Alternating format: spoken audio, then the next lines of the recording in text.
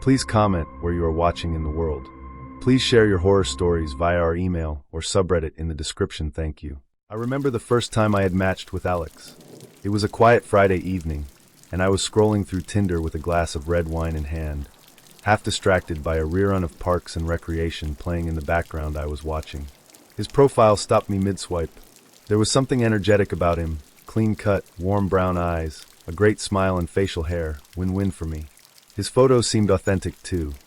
One with a dog, one hiking in what looked like Yosemite, and another where he was laughing with a group of friends. No shirtless gym selfies. No overly curated poses. I swiped right, and 12 minutes later we matched. The conversation started easily, more naturally than I was used to on these dating apps. Alex genuinely seemed interested in getting to know me. He asked thoughtful questions, nothing too forward, and even gave me recommendations for new coffee shops to check out in the city. By the end of the evening, we had plans to meet that weekend. For the first time in a long while, I felt a flicker of excitement about a date, the kind that makes you nervously check your outfit 3 times before leaving the house. We met at a cozy wine bar in the West Village. I spotted him immediately when he walked in, tall, confident, that easy smile lighting up his face. He looked even better in person. The date was, in a word, perfect. He listened when I spoke, asked me about my job, my family, what I loved most about living in New York. He made me laugh so hard I nearly spilled my glass of Cabernet. He was charming, but not in an over-the-top kind of way, just real. He told me he worked in finance, though he quickly added that he wasn't one of those Wall Street types who lived for the grind. He valued his weekends, his time off, his hobbies. When the night ended, he walked me to my subway stop. As he leaned in to kiss me goodnight, I felt a warmth I hadn't felt in years. It was like stepping into a rom-com, where everything just clicks. For the next 2 weeks, Alex and I were inseparable, texting constantly, meeting for dinner and drinks whenever our schedules allowed, and even planning a weekend hike upstate. He was attentive and thoughtful, sending me photos of his golden retriever, Cooper, and asking for updates on how my day was going. He felt like the kind of guy I'd been waiting for, the kind who made me forget about all the weirdos and ghosters I'd encountered before. But then little things started to feel off. The first red flag came during one of our dates. We were at this charming Italian place in Brooklyn, sharing a bottle of wine and laughing about something ridiculous when his phone buzzed on the table. He had it flipped over, but the buzzing didn't stop. I noticed the way his jaw tensed as he glanced at it. "You can grab that if you need to," I said, trying to sound casual. He smiled a little too quickly. "No, it's fine. Just work stuff." I let it go, but it stuck with me. It wasn't just the buzzing. It was the way he seemed distracted. Like part of him wasn't fully there with me. Then there were the calls. He'd excuse himself during our dates to step outside, always with some vague excuse about work or family. One night, we were walking through Central Park after dinner, and I decided to ask him about it directly. "Is everything okay?" I said, trying to keep my tone light but concerned. He hesitated for just a second before answering. "Yeah, it's my sister. She's going through a rough time right now, and I've been helping her out." It sounded plausible, but something about the way he said it didn't sit right with me. His voice was too smooth, too practiced. I tried to shake the feeling, convincing myself I was overthinking. After all, wasn't this what I wanted? A guy who was attentive, successful, kind. A guy who seemed genuinely interested in me. Everything came crashing down about a month after we started dating. We had plans to grab drinks on a Friday night, but Alex canceled at the last minute, claiming he had to stay late at work. Disappointed but understanding, I decided to stay in and scroll through Instagram to pass the time. That's when I saw it. A friend of a friend had posted a photo from earlier that evening. A group shot at some trendy rooftop bar in the city. I almost scrolled past it, but then I froze. There, in the background, was Alex. He was sitting at a table with a group of people, holding a glass of wine and laughing. But that wasn't what made my stomach drop. Sitting next to him was a woman, leaning into him with a familiarity that felt intimate. I clicked on the account that had posted the photo, my heart pounding. It didn't take long to find more. The account belonged to a woman named Emily, and her feed was filled with photos of Alex. In every single one, they looked like a couple. I kept scrolling, my hands trembling. There were pictures of them on vacations, at family gatherings, even one of them celebrating what looked like their anniversary. I couldn't breathe. This didn't make sense. Alex wasn't just seeing someone else. He was in a full-blown relationship. The next day, I texted Alex and asked to meet. I didn't tell him what I'd found. I needed to hear it from him, to see if he'd admit the truth. We met at a coffee shop near my apartment, and as soon as he sat down, I could tell something was wrong. He looked nervous, fidgeting with his cup and avoiding eye contact. "I need to ask you something," I said, my voice steady despite the storm inside me. "Are you seeing someone else?" His face went pale. For a moment, I thought he might deny it, but then he sighed and ran a hand through his hair. "It's complicated," he said finally. "Emily and we've been together for a long time, but things haven't been good for a while." I stared at him, trying to process what he was saying. "So you're in a relationship? While dating me?" He nodded, looking genuinely ashamed. "I didn't mean for this to happen. I didn't expect to meet someone like you." His words felt like a slap in the face. I stood up, grabbed my bag, and walked out without saying another word. In the days that followed, I blocked Alex on every platform and deleted his number from my phone, but the betrayal stayed with me. I couldn't stop replaying our conversations, wondering how I'd missed the signs. A week later, I got a message from an unknown number. "I'm so sorry for everything. You didn't deserve this." I didn't respond. What was the point? No apology could undo what he'd done. 6 months ago, I started talking to this girl on an online dating site. Her name was Ashley. She seemed sweet. Our chats were good, better than good, really, really good. She seemed down to earth, funny in a quiet kind of way, and she didn't try too hard to impress me, which was refreshing. After a few weeks of chatting every night, swapping stories, and joking about how bad we both were at cooking, she suggested we soon meet up. Her idea? A movie date. Specifically, Resident Evil 3D. Now, if I had my way, I'd have gone for a beer at some dive bar, or maybe even sat down for coffee. Something low-key, where we could actually talk. But she was dead set on the movie. "I've been dying to see it," she said over text. So being the gentleman I am, I agreed. Turns out, she only lived a few blocks away from me, which I thought was kind of cool. I figured it would make the logistics easier, right? Wrong. When the day of our date rolled around, I pulled up to her house right on time. Normally, I would have gone up to the door, knocked like a normal person, but she'd asked me to text her when I was out front. She said something about not wanting to keep her parents awake. Fair enough, I thought. So I'm sitting there in my car, engine idling, waiting for her to come out. 5 minutes pass. Then 10. At this point, I'm starting to wonder if I'm being stood up, but just as I'm about to send another text, the front door opens. Ashley comes out, and so do 2 other people. I'm watching this unfold in slow motion, trying to process what I'm seeing. There's Ashley, looking cute in a casual sort of way, smiling nervously as she walks toward my car. But trailing behind her are 2 people who, well, let's just say they weren't what I was expecting. "This is my cousin Jessica and her boyfriend John," Ashley said as she climbed into the passenger seat. Her cousin was easily pushing 300 pounds, loud, and, to put it bluntly, ugly as sin. She had this raspy smoker's voice and hair that looked like it hadn't been washed in a week. Her boyfriend, John, wasn't much better. He looked like the walking embodiment of a scumbag Steve meme, complete with a backwards baseball cap and an oil-stained hoodie. "They're coming with us," Ashley said, like it was the most normal thing in the world. "Great. Just great." So now I'm driving to the theater with this odd trio in my car. Jessica and John are in the back seat, loudly discussing their favorite strains of weed and how much they love ripping doobies. I know this because the words doobie and stoned as hell came up at least a dozen times during the 15-minute ride. Ashley, meanwhile, was eerily quiet the whole way, staring out the window like she wasn't even part of the conversation. We get to the theater, and I'm already wishing I'd stayed home.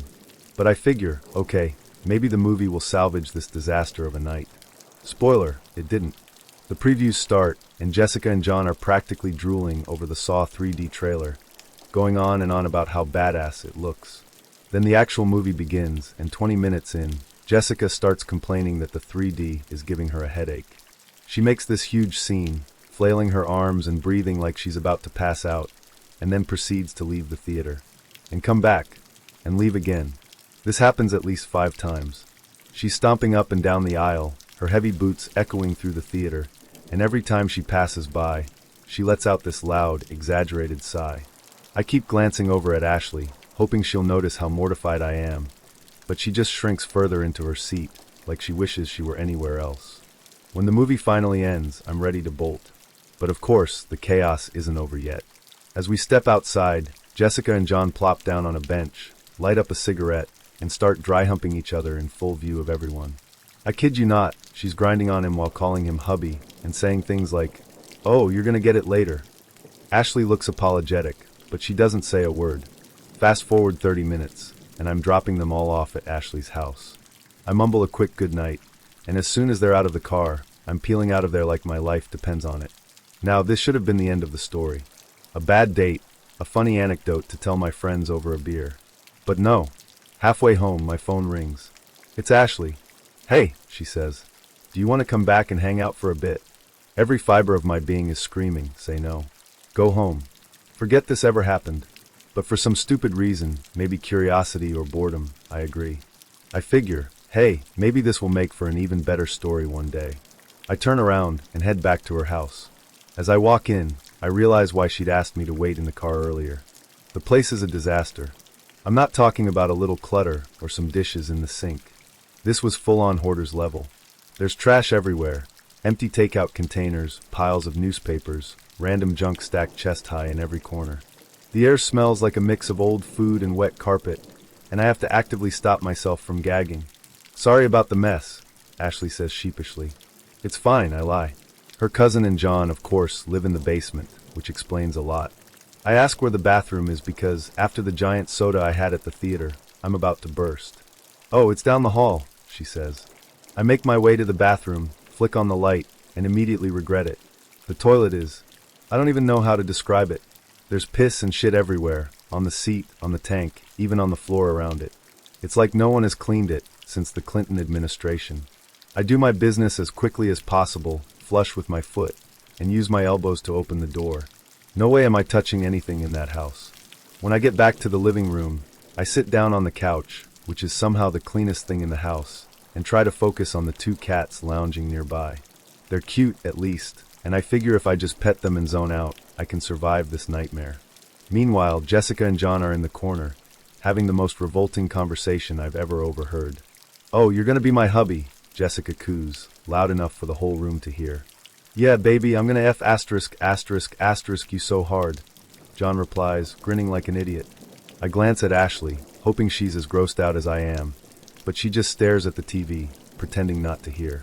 After an hour of this, I've had enough. I tell Ashley I need to leave, making up some excuse about an early bank appointment.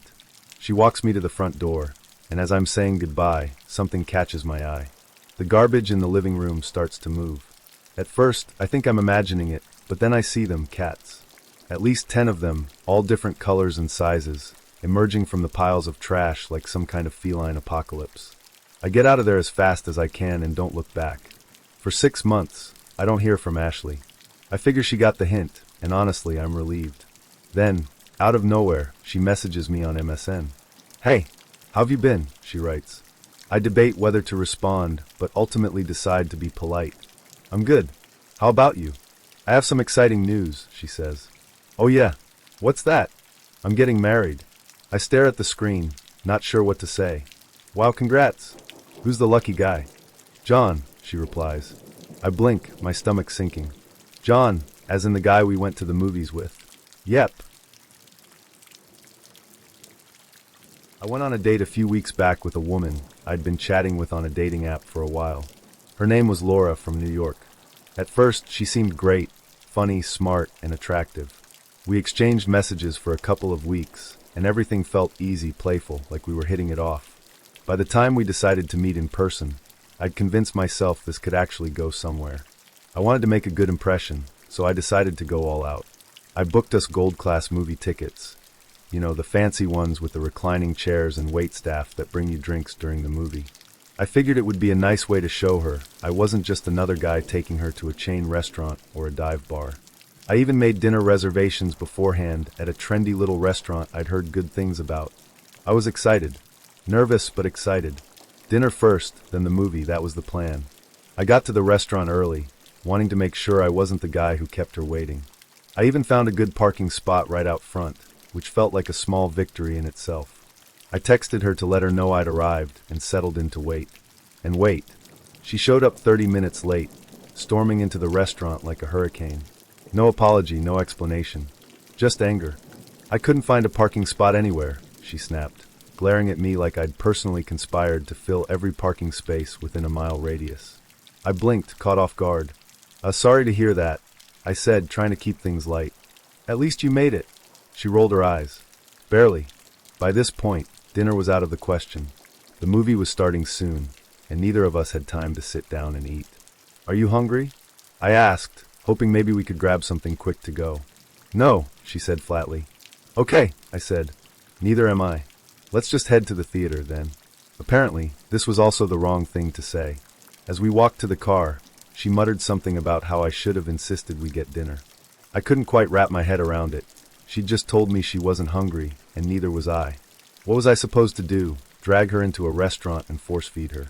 The car ride to the theater was mostly silent, aside from her giving me directions like I didn't already know where I was going.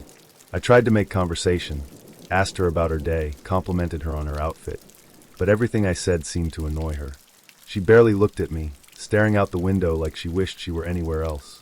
When we got to the theater, I thought maybe a glass of wine would help loosen things up. I offered to buy her a drink, and she didn't hesitate to accept. I got her a rose and myself a beer, and for a brief moment, it seemed like things might turn around. She smiled, took a sip, and even made a joke about how fancy the theater was. But then, as if on cue, she started to complain. "You know," she said, swirling her wine in the glass, "it's kind of weird that you didn't insist on dinner. Most guys would've." I blinked. "I mean, neither of us were hungry, right?" She shrugged, giving me a look that made me feel like I'd just failed some kind of test I didn't know I was taking. A few minutes later, she turned to me again. "You should have just bought me another drink instead of asking me to buy a round." I laughed, thinking she was joking. She wasn't. "Oh," I said awkwardly. "I just thought it'd be fair. But if you want another, I don't mind getting it." She rolled her eyes again. "It's fine." At this point, I was starting to question my life choices. The movie hadn't even started, and I was already mentally calculating how much this night was costing me. Between the gold class tickets, the drinks, and the gas, I was easily over $100 in the hole.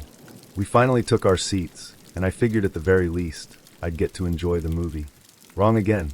She sat as far away from me as the seat would allow, arms crossed, eyes glued to the screen. No leaning in, no casual brush of her hand, nothing. I might as well have been sitting next to a stranger. When the movie ended, I asked her what she thought, trying to salvage the night with some light conversation. "It was awful," she said immediately. "I can't believe you picked that."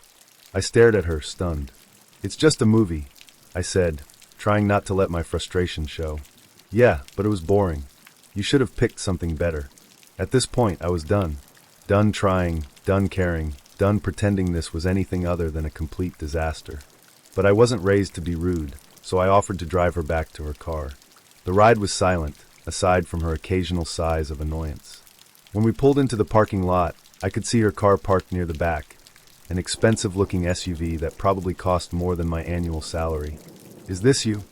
I asked, trying to sound polite. She glanced at my car, a reliable if unremarkable sedan, and wrinkled her nose. "You should buy something better," she said. "This car's kind of basic." I gripped the steering wheel, my jaw tightening. "Oh," I said through clenched teeth. "I'll keep that in mind." The moment the car stopped, she had her door open and one foot on the ground. I could see she was about to bolt, and in a moment of desperation, maybe stupidity, I decided to go for broke. "Hey," I said, stopping her. "How about a kiss goodnight?" She froze, then turned to look at me like I'd just insulted her entire family. "You really think you're getting a kiss after all this?" she said, laughing in disbelief. "Not if you ask me like that." And with that, she was gone. I sat there in the car for a good 5 minutes, staring at the empty parking spot where her SUV had been. I wasn't even mad anymore. I was just stunned. I'd spent over $100, gone out of my way to make the night special. And for what? To be criticized, belittled, and laughed at? On the drive home, I replayed the night over and over in my head, trying to figure out where I'd gone wrong. Should I have insisted on dinner?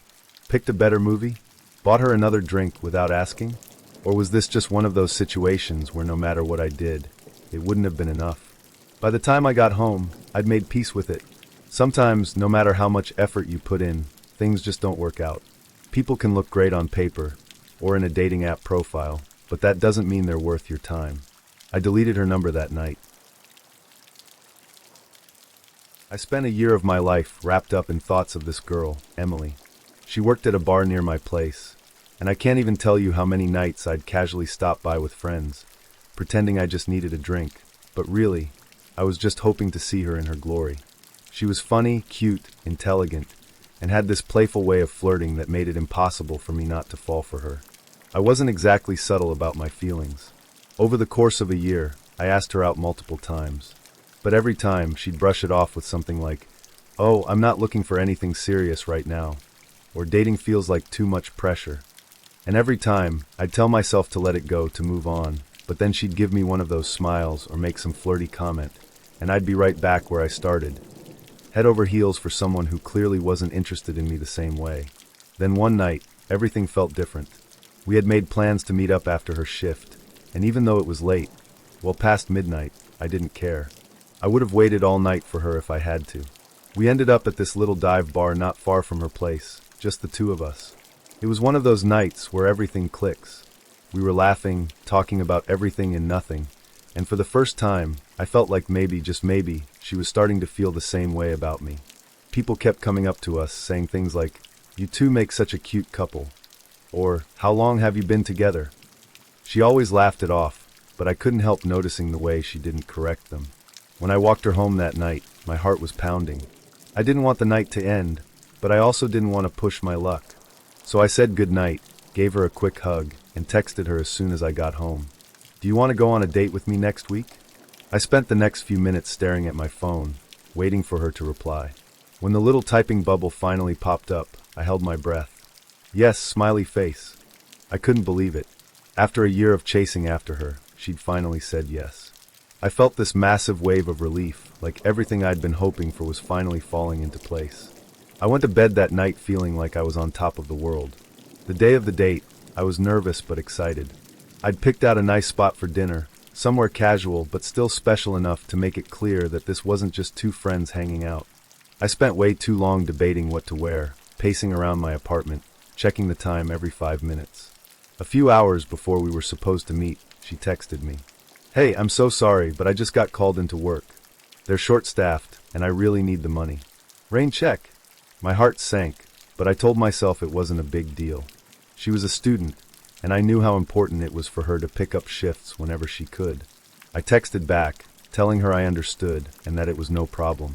But I didn't want to let the whole day go to waste, so I suggested we meet up for a drink before her shift. She agreed, and I told myself that even if it wasn't the full date I'd planned, it was still something.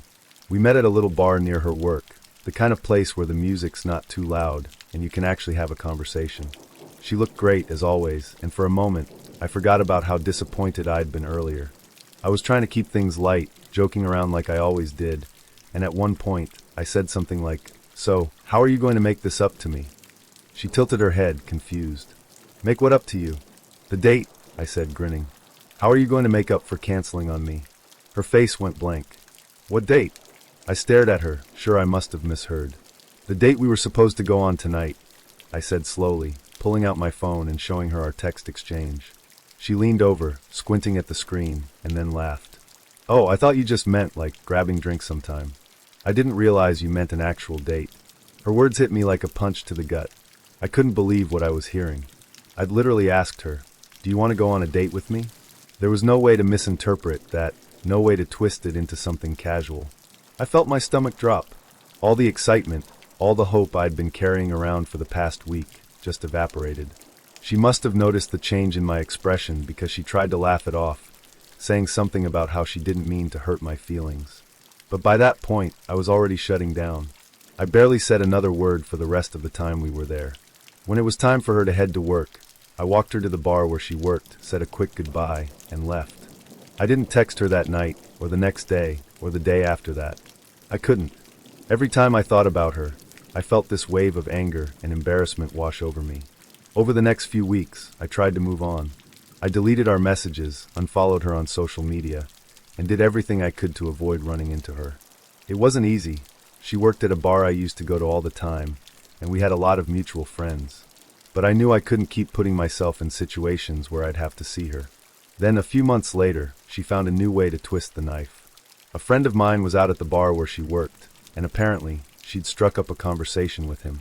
At some point, she casually mentioned that she was dating someone, a guy she'd been seeing for 3 months. When my friend told me, I didn't know whether to laugh or scream. 3 months? That meant she'd started dating this guy not long after our supposed date. Maybe even before. I couldn't believe it. After everything, after stringing me along for a year, flirting with me, letting me believe there was a chance, she'd moved on like it was nothing. And the worst part, she didn't even have the decency to tell me herself. She sent her regards through my friend, like some kind of throwaway comment. I'd spent so much time thinking about her, hoping for her, bending over backward to be the kind of guy she'd want. And for what? To be treated like I was nothing more than a backup plan? I haven't spoken to her since. I don't think I ever will. Some people just aren't worth the energy. I went on a date with a guy I'd met online, and to be honest, I thought it was shaping up to be a pretty good one for a change. His name was Adam. He was nice, humorous, engaging, and just awkward enough to be endearing. From our chats leading up to the date, I knew he was really into Christ. Religion's not really my thing. I hover somewhere between atheist and agnostic, but he was respectful about it and didn't push anything, so I figured why not. It's rare enough to find someone who doesn't open with a weird pickup line or ghost you after 3 messages. I decided to give it a shot. We met at this little Italian place downtown for dinner. He showed up looking sharp, wearing a button-up shirt and clean jeans, and he complimented my long black skirt almost immediately. I remember thinking he was sweet, even if a little overly polite, lots of ma'ams and thank yous that felt like he was trying a bit too hard. But I appreciated the effort. The conversation flowed easily, and I was starting to think this guy might actually have potential. After dinner, he suggested we go to the lake to watch the sunset. It sounded romantic, and I was wearing comfortable enough shoes to make it work. Well, at least for a while. By the time we got there, I realized the walk down to the lake involved a bit of uneven terrain, so I took off my heels and carried them in one hand while we made our way down the dam. As we got closer to the water, the scenery was breathtaking. The lake was calm, the sky was streaked with oranges and pinks, and the air had that cool, crisp feeling that made it seem like everything was falling into place. Adam was smiling, clearly happy that I'd agreed to come here, and we found a log that was arched just enough to make a perfect little bench. It felt like the kind of scene you'd see in a rom-com, idyllic, peaceful, picturesque. Then, of course, I stepped on a broken glass bottle. At first, I didn't even realize what had happened. There was a sharp sting, and when I looked down, I saw a jagged piece of glass sticking out of the bottom of my foot. I didn't want to freak Adam out. He seemed like the kind of guy who might panic at the sight of blood. So I calmly reached down, pulled the shard out, and told him, "Oh, I think I cut myself." He looked concerned but not overly alarmed, probably because my long skirt hid how bad it actually was. "Do you want to go back?" he asked, his voice soft and genuinely caring. I shook my head. "No, it's fine. We're already here. Let's just watch the sunset." In hindsight, this was a terrible decision. But in the moment, I really didn't want to ruin the vibe of the evening. He'd gone out of his way to plan this, and I didn't want to seem overly dramatic. I have a pretty ridiculous pain tolerance, so I figured I could tough it out for a little while. We sat there for about 15 minutes, talking and laughing while the sun dipped below the horizon. I was doing my best to ignore the growing wetness in my shoe and the slight throbbing in my foot. Adam was telling me a story about his brothers and some childhood prank that had gone wrong, and I remember laughing so hard that I almost forgot about the pain. But when we stood up to leave, everything changed. The moment I took a step, I realized I was leaving a trail of bloody footprints behind me. I glanced back at the log where we'd been sitting and saw a dark, sticky stain that looked like something out of a crime scene. It hit me then just how much I'd been bleeding. Adam noticed too. His face went pale as he stared at the trail I was leaving in the dirt. "Oh my God," he said, his voice tight. "Are you okay?" I waved him off, trying to stay calm. "It's fine," I said, even though it clearly wasn't. "Let's just get back to the car." I don't know how I managed it, but I walked back up the dam barefoot, leaving a trail of bloody footprints the entire way. Adam kept glancing at me like he wasn't sure if he should offer to carry me or just run for help. By the time we got to the car, I could tell he was starting to panic. "Do you want me to take you to the hospital?" he asked, his voice shaky. I shook my head. "No, it's fine. Just drive me back to my house. My roommate can take me." But Adam wasn't having it. "I'm not letting you wait around for your roommate. I'll take you to the ER myself." At this point, I was in too much pain to argue, so I slid into the passenger seat and let him drive. When we got to the ER, the waiting room was packed. The nurse at the front desk handed me a vomit basin and told me to keep my foot elevated while they prepped a room for me. Adam and I sat there for over an hour, passing the time by swapping stories about childhood injuries. I told him about the time I'd tried to jump off the roof with a bedsheet as a makeshift parachute and ended up with a broken arm. He told me about the time his brother hit him in the face with a baseball bat during an ill-advised game of backyard cricket. It was surprisingly fun, despite the circumstances, and for a moment, I thought maybe this date wasn't a complete disaster after all. When they finally called me back, Adam insisted on coming with me. I could tell he was trying to be supportive, even though he looked like he might pass out at any moment. The doctor numbed up my foot and started flushing the wound with saline. I couldn't feel a thing, which I found fascinating. In my infinite wisdom, I decided to make a joke out of it. "Hey look," I said, wiggling my foot so the gaping wound moved like a puppet. Rawr. This was a terrible idea. As I moved my foot, blood started gushing out of the wound again, and Adam's face went from pale to ghostly white in an instant. He swayed on his feet, muttered something about being fine, and then promptly collapsed onto the floor. The nurse rushed over to help him while I sat there, torn between laughing and feeling terrible. Apparently, Adam had neglected to mention that he was hemophobic. He had a serious fear of blood, and my little joke had pushed him way past his limit. By the time he came to, I was stitched up and ready to go. He looked embarrassed, muttering apologies as we walked back to the car. I told him not to worry about it, but I could tell the entire experience had shaken him. He dropped me off at my house, said a quick goodnight, and drove away. I never heard from him again.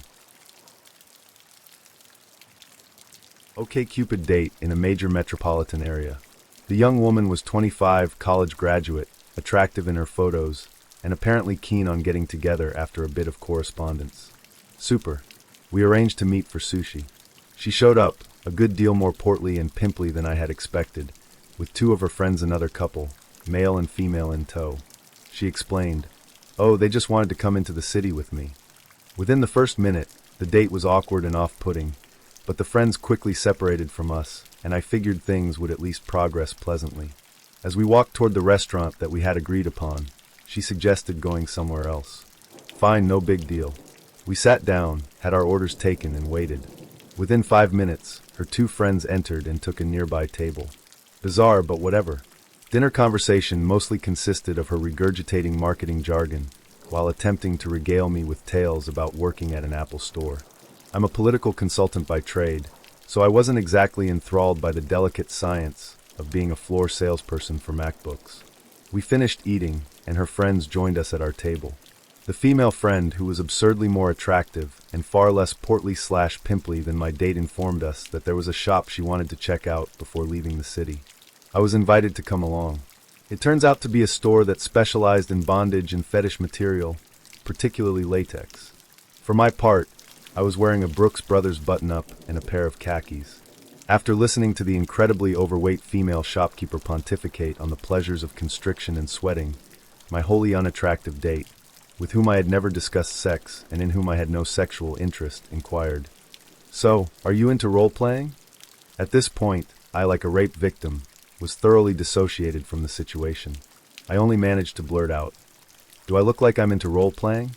She didn't say much after that, save for a strange aside in which she commented, "You don't look all that interested. The last guy I took here was so excited and was touching everything." Yup. Evidently the fetish store was a frequent early date destination. Eventually, I walked her and her friends back to her car and attempted to part gracefully with my traditional non-interested handshake. Don't I get a hug? So I awkwardly embraced the kinky little troll, careful not to let her acne-scarred cheeks come into contact with my face. We said our goodbyes, and that was that. Still kinda irked that I didn't get to see her friend try on a corset. There are moments in life when the unexpected happens, when seemingly simple choices lead to nights you'll never forget, for better or worse. This is one of those stories, and it all began outside a small shop, just an ordinary day that turned into something far stranger. I was standing outside the shop, taking a smoke break, casually chatting with a few people who had gathered there. It was one of those moments where none of us knew each other, but fell into easy conversation, the kind where laughter and shared jokes make you feel like old friends, even if it's just for 10 minutes. That's when I noticed her. She was gorgeous.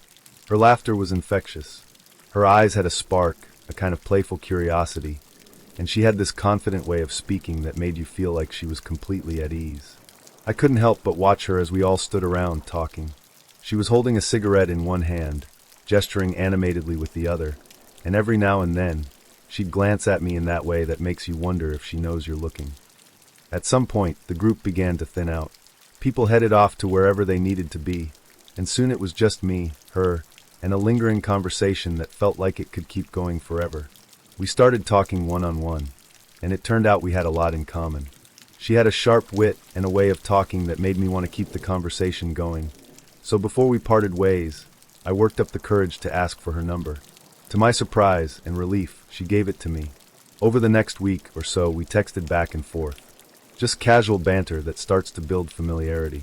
I decided to take a chance and asked if she'd like to go out sometime. She agreed, but her answer came with a caveat. Her work schedule was chaotic, and she wasn't sure when she'd have free time. I told her no problem, we'd figure it out. Life gets busy, I get it. That same evening, after we'd been texting for a while, I ended up falling asleep earlier than usual. It had been a long day, and I was out cold. When I woke up, it was to the sound of my phone buzzing loudly on the nightstand. Groggy and confused, I glanced at the screen. It was her calling me. For a split second, I thought I was dreaming, but when I answered, I heard her voice on the other end, soft but slightly slurred. She'd been drinking. "Hey," she said, her tone playful. "You should come over." I checked the time. It was past 11 p.m. My first thought was, who asks someone to come over this late unless they want something? I debated it for a moment, but curiosity got the better of me. I threw on some clothes, grabbed a pair of athletic shorts to sleep in just in case, and headed out the door. Her place was about 15 minutes away, and when I arrived, she greeted me at the door with a big smile, a little unsteady on her feet. "Come on in," she said, and I could hear music playing faintly in the background. Her roommate, another girl, was there too, and the two of them had clearly been drinking for most of the evening. The living room was littered with empty bottles and half-empty glasses, and there was a sort of chaotic energy to the place. The kind of vibe you expect when people have been letting loose for hours. I joined them, and for the next hour or so we all drank and talked. Her roommate was nice, but eventually, she excused herself and went back to her room, leaving just the two of us. We stayed in the living room a little longer, but I could tell she was starting to get tired. Her movements were slower, her eyelids heavy. After a while, she stood up, stretched, and said, "I'm gonna get ready for bed." That's when things took an unexpected turn. She walked over to her closet, opened it, and started pulling out some pajamas. Then, without hesitation or a second thought, she just stripped down. Completely nude. Right there in front of me. It wasn't like she was trying to be seductive or anything. It was so casual, like it didn't even occur to her that this might be a big deal to someone she'd only known for a week. I sat there, trying not to stare but also unable to look away, wondering what exactly I'd gotten myself into. She slipped into her pajamas and turned to me with a sleepy smile. "You can crash here if you want," she said, gesturing toward her bed. I nodded, grabbed the shorts I'd brought, and changed quickly while she wasn't looking.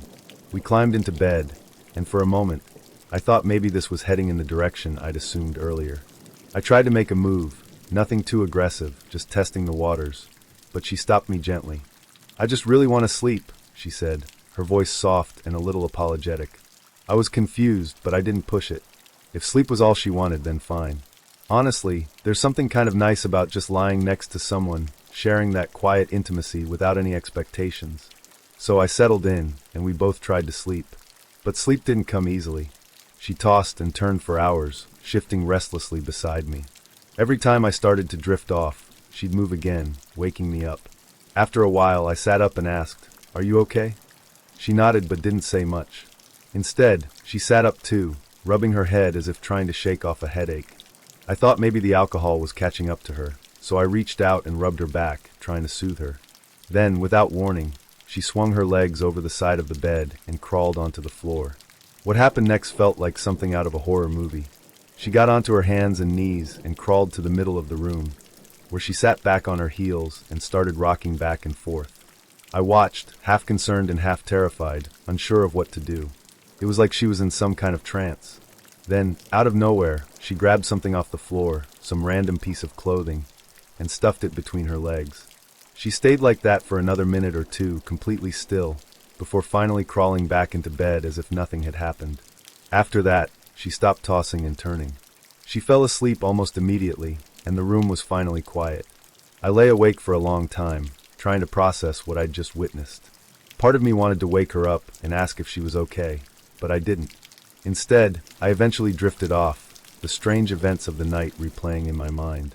The next morning, we both woke up groggy but otherwise fine. As we got out of bed, I noticed something strange. My pants, which I'd left on the floor, were completely soaked. At first, I thought maybe one of the drinks from the night before had spilled on them, but then the memory of what had happened during the night came rushing back. That's when it hit me. She had used my pants during her strange midnight episode. She had peed on them. She must have noticed too because she glanced at the pants, then at me, her expression unreadable. I had no idea if she remembered what had happened or if she was just as confused as I was. Not wanting to embarrass her, or myself, I laughed it off, blaming it on one of the drinks we'd left sitting around. Her roommate joined in on the laughter, and we all joked about how wild the night had been. But deep down, I couldn't stop thinking about it. After breakfast, I said my goodbyes and left. As I walked home, I replayed the events of the night over and over in my head, trying to make sense of it all. What had I gotten myself into? Did she remember what had happened? And more importantly, what was I supposed to do now? No one will ever read this, and honestly, I'm fine with that. Maybe it's better if this story stays buried in the depths of the internet, unseen and unjudged, because this is, without a doubt, the worst date I've ever been on. Like by far. It all started when a friend of mine, someone I trusted, someone I thought had my best interests at heart, decided to set me up on a blind date. "He's my nephew," she said. "He's a great guy. You'll like him." I should have known better. Nephew or not, the words blind date should have been my cue to politely decline and stay home with a bottle of wine and a good book. But I didn't. I agreed. I let my curiosity, and maybe a tiny sliver of optimism, get the better of me. The first red flag appeared almost immediately. Before the date even started, he called me. That part was fine, but the reason for the call, less fine. "Hey, my car got stolen recently," he said, his voice casual, like he was announcing that it had rained earlier. "You're gonna have to come pick me up." Now, I'm not a particularly judgmental person, but something about this rubbed me the wrong way. Maybe it was his tone, like this whole situation was an inconvenience for him, and I should be grateful he was giving me the opportunity to chauffeur him around. But whatever. I told myself to give him the benefit of the doubt. Cars get stolen. It happens. Maybe he was having a tough time, and who was I to judge? So I agreed to pick him up, already mentally recalibrating my expectations for the evening. When I got to his place, he came out wearing a wrinkled button-down shirt and jeans that looked like they hadn't seen a washing machine in weeks. I didn't say anything about it, but I couldn't help noticing. Still, I smiled, trying to stay positive. "Where do you want to go?" I asked. "Oh, there's this great seafood place," he said. "It's 2 towns over. You're gonna love it." 2 towns over? That was a bit of a trek, but okay. Maybe the food would be worth it. I could handle a bit of a drive. I wasn't thrilled, but I went along with it because, once again, I was determined to give this guy a chance. As we were driving, I realized I needed to stop for gas. No big deal. I pulled into a station, got out, and started pumping. When I got back into the car, something felt off. I went to turn on the radio, and that's when I noticed it. Every single one of my preset radio stations had been changed. I stared at the screen, my brain momentarily short-circuiting. "What the?" I started, and then I glanced over at him. He was grinning, clearly amused. "Your music taste is a little funny, huh?" he said, laughing like he'd just pulled off the prank of the century. I didn't even know how to respond. Funny? Funny? He'd been in my car for all of 5 minutes, and he'd already decided that my music I loved, music that had soundtracked countless memories, wasn't good enough for him. And not only that, but he'd taken it upon himself to fix it. I should have turned the car around and dropped him off right then and there, but no. I gritted my teeth, reset one of the stations, and kept driving. I told myself that maybe he was just trying to be funny. Maybe he didn't realize how rude it was. Maybe I was overreacting. Spoiler alert, I wasn't. When we finally got to the restaurant, things didn't get any better. It was a nice place, way fancier than I'd expected. The kind of place where the waitstaff wear crisp white shirts and the prices on the menu make you do a double take. I figured this was his chance to redeem himself. Maybe he'd made a bad first impression, but now he'd show me the kind of person he really was. Maybe he'd be charming, funny, and attentive. Maybe this date could still be salvaged. Yeah. No. As soon as we sat down, he pulled out his phone and started scrolling. At first, I thought he was just checking something quickly, but no. He was full-on engaged in whatever was happening on that screen. He barely looked up, barely acknowledged me. When the waiter came over to take our order, he didn't even glance at the menu before saying, "I'll have the double lobster special." Double lobster special. Meanwhile, I was staring at my water glass, trying to figure out if it was possible to actually die of secondhand embarrassment. But the real kicker? The moment that made me want to crawl under the table and never come out. That came about halfway through the meal, when he answered a phone call. In the middle of our date. I sat there in stunned silence, picking at my food while he chatted away like he wasn't being the rudest person on the planet. And then, as if that wasn't bad enough, I heard him say this. "Yeah, she's alright. I'd give her about a 6 out of 10. Haven't seen her from behind real good yet, though." I don't even know how to describe the feeling that washed over me in that moment. Anger? Humiliation? Disbelief? All of the above? I wanted to scream, but instead, I just sat there frozen, staring at my plate like it might hold the answers to all of life's questions. How had I ended up here? What cosmic forces had conspired to bring me to this point? When the bill came, I was already mentally preparing to leave and never speak to this guy again. But of course, he had one more surprise in store for me. "Oh man," he said, patting his pockets. "I forgot my wallet." I couldn't even see straight. I was so angry. I paid the bill because what choice did I have? And signed the credit card slip with a hand that was practically shaking. All I wanted was for this nightmare to be over. On the drive back, I was silent. I didn't trust myself to speak, because I knew that if I opened my mouth, I'd probably say something I'd regret. He, on the other hand, was completely unfazed. In fact, he seemed pretty pleased with himself. When we got close to his place, he asked if I could drop him off at a bar instead. Against my better judgment, I agreed. I figured it was the fastest way to get rid of him. When we pulled into the parking lot, he turned to me and said, "Come on in. It'll be fun." Fun. Fun. I didn't even want to look at him, let alone spend another second in his presence. But again, I didn't say anything. Instead, I pretended like I was going to park, then hung back in the car, waiting for him to go inside. I wasn't planning on following him in, but I also wasn't planning on what happened next. He came running back out of the bar, a Budweiser in his hand. Remember, this is the same guy who claimed he'd forgotten his wallet at dinner. So where exactly did this beer come from? He leaned into the car window, his expression urgent. "Get the fuck inside," he said. "There's a skank in there who just broke up with me, and I need to make out with someone in front of her, so she gets jealous." I wish I could say I had some brilliant clapback, some perfect way to put him in his place. But I didn't. I just stared at him, stunned into silence by the sheer audacity of it all. After a few seconds, he sighed, muttered something under his breath, and walked back inside. I took that as my cue to leave. When I got home, I deleted his number and vowed never to speak of this night again. But, as fate would have it, he wasn't done with me yet. A few months later, out of the blue, I got a Facebook friend request from him. I stared at the notification for a long time, debating whether to ignore it or accept it just so I could tell him off. In the end, I did neither. Instead, I deactivated my entire Facebook account. I figured it was easier to quit the platform altogether than to risk any further interaction with this guy. So there it is. My worst date, hands down. No competition. I still think about it sometimes, usually when I'm having a bad day and need a reminder that things could always be worse.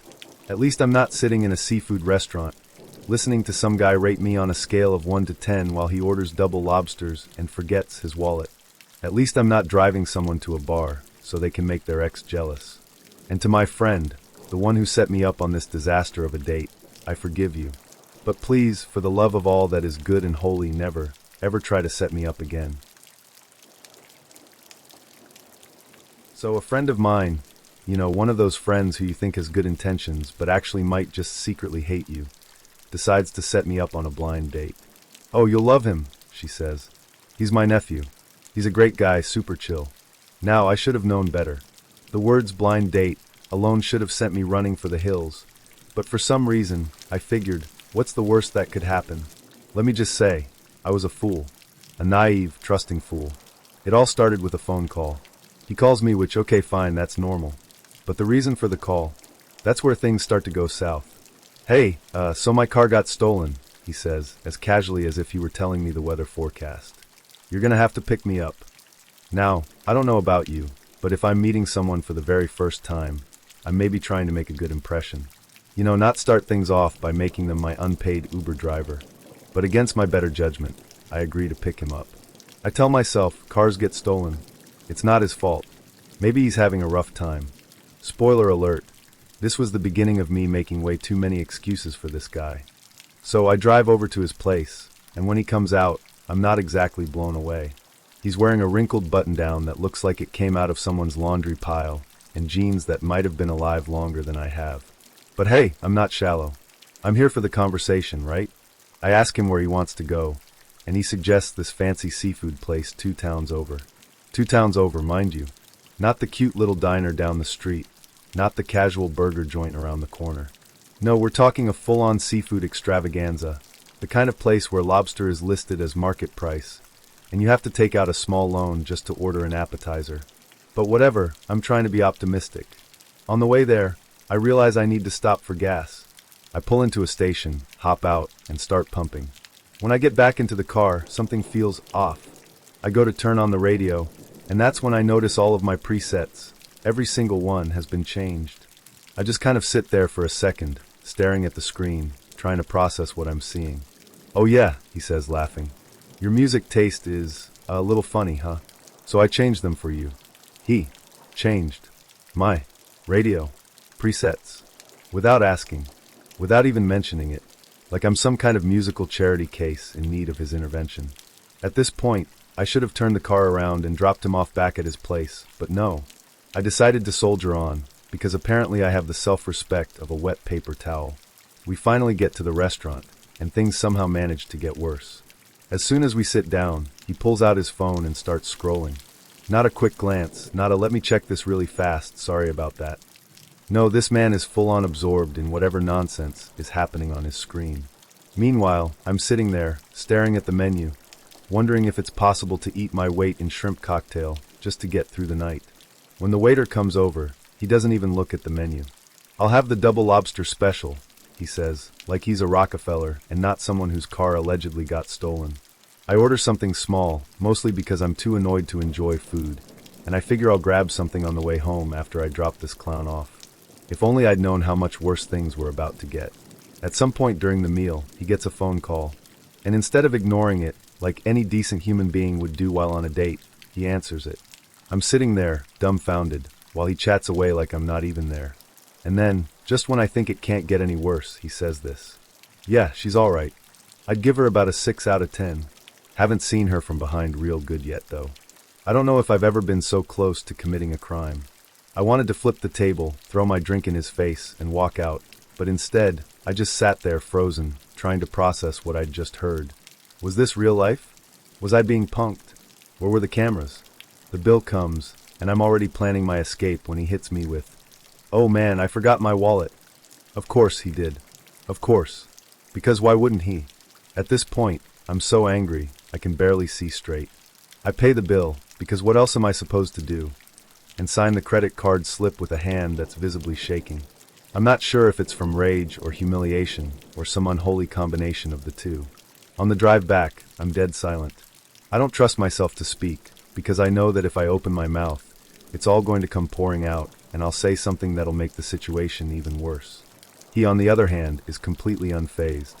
In fact, he has the audacity to ask me to drop him off at a bar instead of his house. "It'll be fun," he says, like we're best friends about to go on some grand adventure. I drop him off at the bar, but before he goes inside, he turns to me and says, "You should come in. It'll be a good time." I decline, obviously, but instead of taking the hint, he leans in and says, "Come on, there's this skank in there who just broke up with me, and I need to make out with someone in front of her so she'll get jealous." I don't even have words at this point.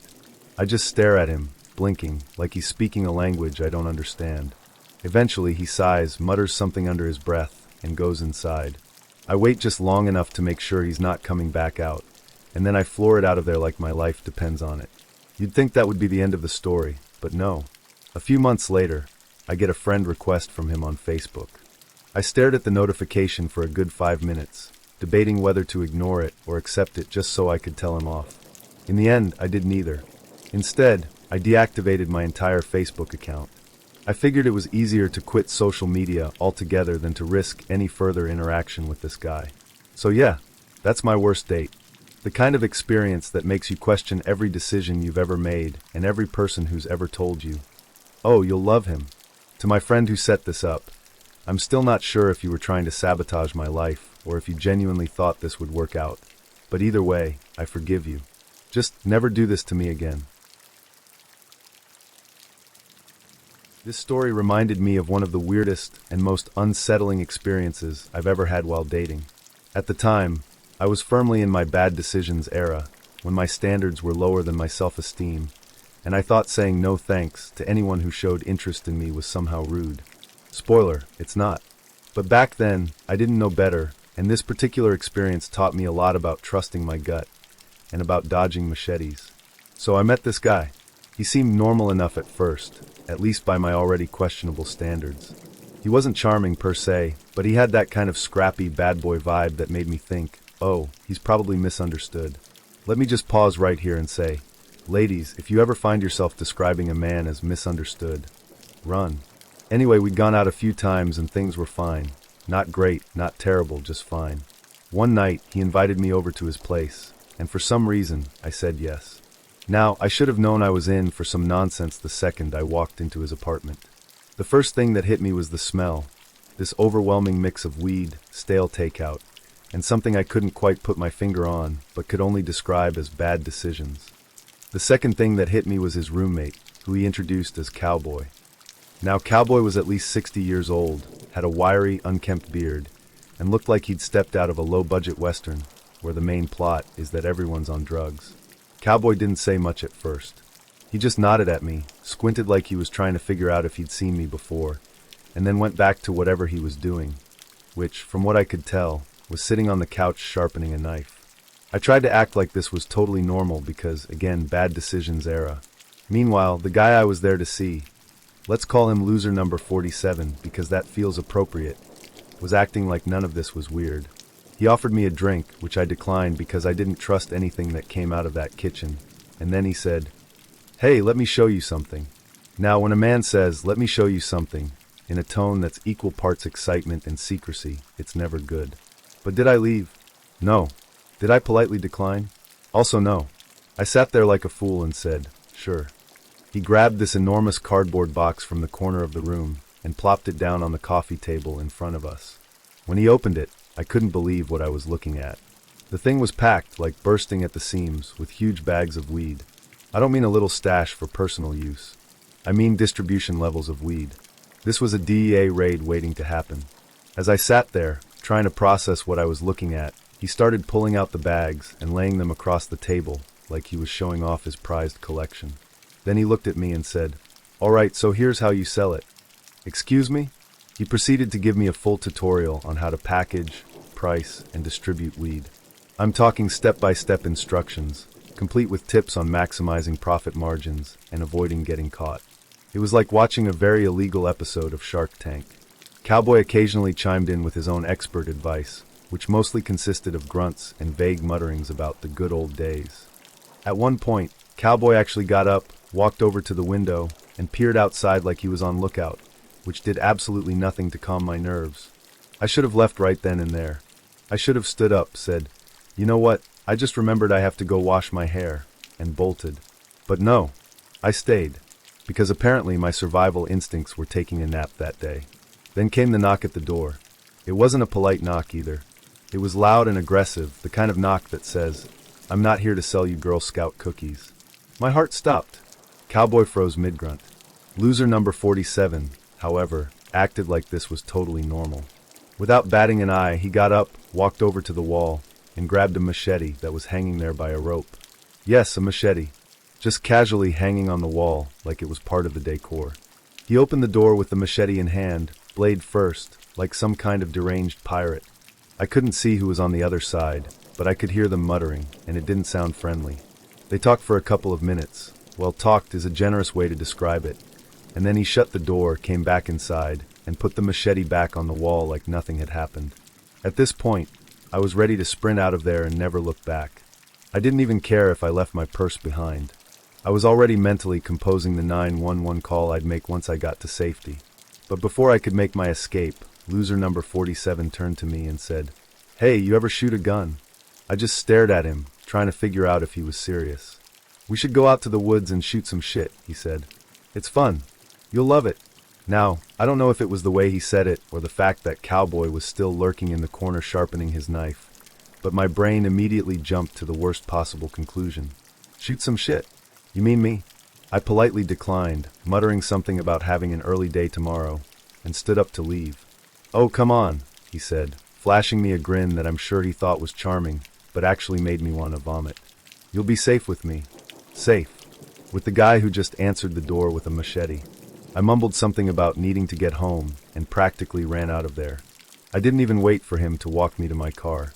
I just bolted, got in, locked the doors, and drove off like my life depended on it, which honestly it might have. The worst part?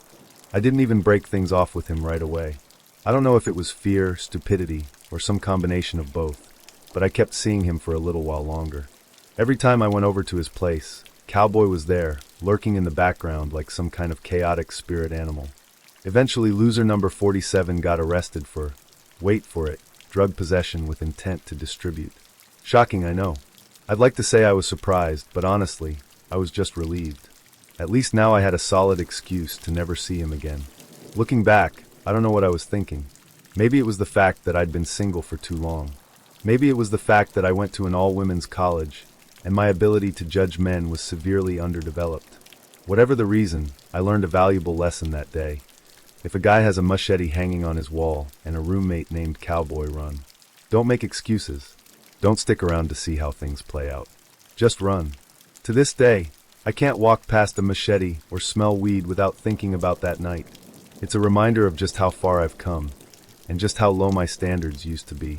Here's hoping Cowboy is doing alright, wherever he is.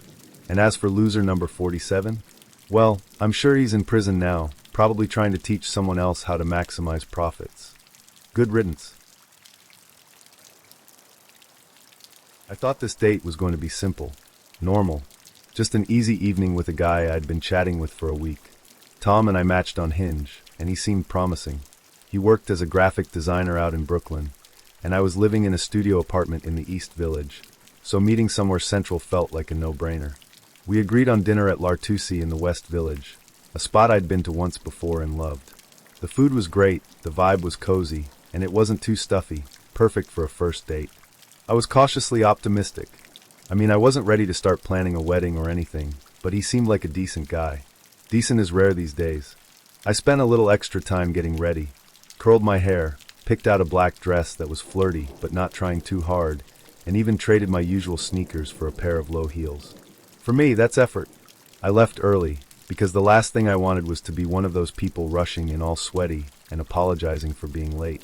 Plus, L'Artusi fills up fast, even on a Thursday night, and I didn't want to risk losing our reservation.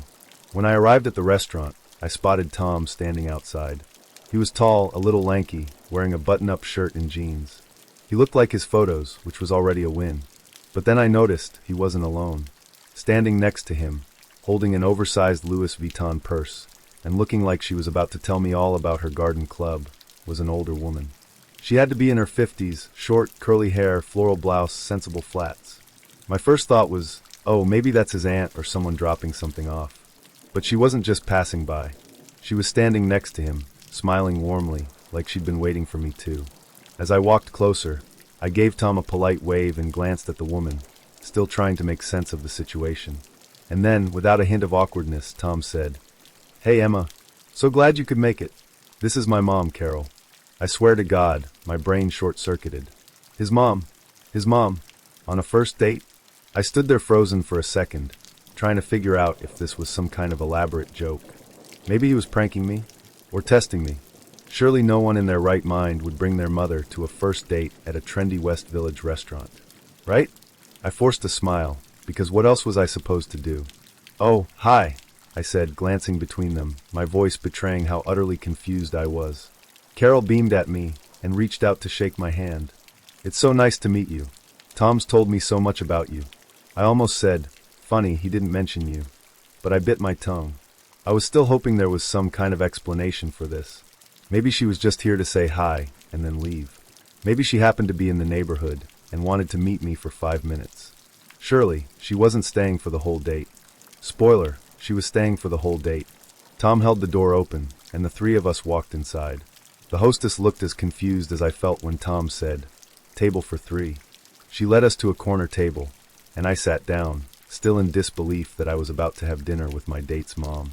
As soon as we sat down, Carol launched into full interrogation mode. "So Emma, where are you from? What do you do? Do you like kids?" She didn't even glance at the menu. She was too busy grilling me like I was applying for a job as Tom's future wife. "I'm originally from Philly," I said, trying to keep my tone light. "But I've been in New York for a few years now. I'm a copywriter at an ad agency in Midtown." "Oh, a career woman," Carol said, her voice dripping with something that wasn't quite disapproval, but wasn't exactly enthusiasm either. "That's interesting." "Interesting? What was that supposed to mean?" I laughed nervously and took a sip of water, already wishing it was wine. Tom, meanwhile, was just sitting there, smiling like this was the most normal thing in the world. He didn't step in to redirect the conversation or explain why his mom was here. He just let her keep going. "What agency do you work for?" Carol continued. "And how do you like it there? Do you think it's the kind of job you'll stick with long term, or are you thinking about something more flexible in the future?" I blinked at her, trying to process the not-so-subtle implication. I like it a lot. It's a great company." Carol nodded thoughtfully, like she was filing my answer away for later. "That's nice. But you'd be willing to put your career on hold for the right man, wouldn't you?" I almost choked on my water. "I mean, I'm pretty focused on my career right now," I said, laughing awkwardly. "But who knows what the future holds?" Carol frowned slightly, and I could feel her judging me. "Tom loves kids," she said, turning to him with a proud smile. "He's always wanted a big family. Haven't you, sweetheart?" Tom nodded enthusiastically. "Yeah, I've always thought 5 kids would be great. But, I'm flexible. 4 is fine too." 4? 5? Kids? I hadn't even ordered my pasta yet, and this man was out here planning our future like we were on an episode of The Bachelor. I glanced at Tom, hoping he'd realize how bizarre this all was, but he just kept smiling at me like he was waiting for me to agree. "Oh wow," I said, trying to sound polite but also firm. "That's ambitious." The waiter came over to take our drink orders, and I immediately ordered a glass of red wine. Tom ordered a beer, and Carol, because of course she did, ordered a Diet Coke. As soon as the waiter walked away, she turned her attention back to me. "So Emma," she said, leaning forward like she was about to ask me something deeply personal, "have you ever cheated in a relationship?" I froze, the question hitting me like a slap in the face. No," I said, completely taken aback. "Why do you ask?" "Oh, I just like to know these things," she said casually, as though this was a totally normal question to ask someone you'd just met. I glanced at Tom, waiting for him to step in and maybe, defend me. But no, he just shrugged and said, "Mum's just looking out for me." Looking out for him? Was this some kind of weird family ritual? Did Carol come on all his first dates to vet potential girlfriends? I wanted to ask, but I didn't trust myself to say it without sounding completely unhinged. The rest of the night was a blur of invasive questions and awkward silences. Carol wanted to know everything: my salary, my cooking skills, my thoughts on marriage. At one point, she even asked if I'd ever been in therapy. I wanted to crawl under the table and disappear. By the time dessert rolled around, I was done. I made up an excuse about having an early morning meeting and asked for the check. Tom looked a little disappointed, but Carol looked smug, like she thought she'd successfully scared me off. Outside the restaurant, Tom tried to lean in for a kiss, but I dodged him with a polite smile. "This was lovely," I lied. "We should do it again sometime." Spoiler, we did not do it again. I blocked his number the second I got home. And Carol, wherever you are, I hope you're happy, because I am never dating your son again. I wasn't expecting fireworks or anything, but I was cautiously optimistic about my date with Brian. We'd been texting for about 2 weeks, and he seemed like one of the rare breed of guys who knew how to hold a conversation without making it weird. He wasn't sending me one-word replies or asking for pictures at 2 a.m., so the bar was low, but hey, he cleared it. He worked in finance in Manhattan. Typical, I know, but he seemed refreshingly laid back for someone in that world. A little sarcastic, funny, confident. I figured, why not? At the very least, I'd get a good drink out of it. We decided to meet at the Ready Rooftop Bar in the East Village. It's one of those places with twinkly lights, great views of the Manhattan skyline, and cocktails that cost way too much, but make you feel like you're in a rom-com. It was a Thursday night, perfect for something casual, but still with a little buzz in the air. I'd spent the day convincing myself this could actually be fun. I mean, he seemed normal enough anyway, and I was determined to give him a chance. When I arrived, Brian was already waiting at the bar. He looked like his photos, which immediately put me at ease. He was tall, with an easy smile and that effortlessly put-together look that screamed, "I work in Midtown, but pretend I don't care about it." He waved me over, and I have to admit, I felt a little thrill of excitement. First impressions? Solid. The first hour of the date was actually great. No, seriously, it was. We ordered drinks, an old-fashioned for him, a spicy margarita for me, and settled into one of the outdoor tables. He was funny, charming even, and we had one of those natural back and forths that didn't feel forced. We talked about everything from our favorite movies to the horrors of New York City landlords. He told me about growing up in Chicago and how he still missed deep dish pizza, and I told him about my childhood in Boston and how I could never live without Dunkin'. It was easy, comfortable. I started thinking, wow, maybe this could actually go somewhere. And then things took a turn. "So," Brian said, leaning back in his chair with a sly grin, "I've got a question for you." I smiled, sipping my drink. "Okay, what's up? How do you feel about threesomes?" I froze mid-sip, almost choking on my margarita. "A what?" "Threesomes," he repeated, like this was the most casual thing in the world. "Are you into them?" I stared at him, not sure if I was being pranked. "I mean, no, not really my thing." Brian raised his eyebrows, looking genuinely surprised. "Really? Huh. I kind of assumed you'd be into it." I blinked, trying to process what he'd just said. "Why would you assume that?" He shrugged, taking a sip of his drink. "I don't know, you just seem open-minded. I figured you'd be down." I couldn't believe what I was hearing. "Well, I'm not," I said, my tone sharper now. "And honestly, it's kind of weird that you're bringing this up on a first date." That's when his whole demeanor shifted. The charm, the confidence, it all disappeared in an instant, replaced by something colder. "Wow, okay," he said, leaning forward. "No need to get all uptight about it. I just thought you were cooler than this." "Cooler? Cooler?" I stared at him, my stomach sinking. "Excuse me?" "I mean, come on," he said, his voice rising. "You're seriously telling me you've never even thought about it?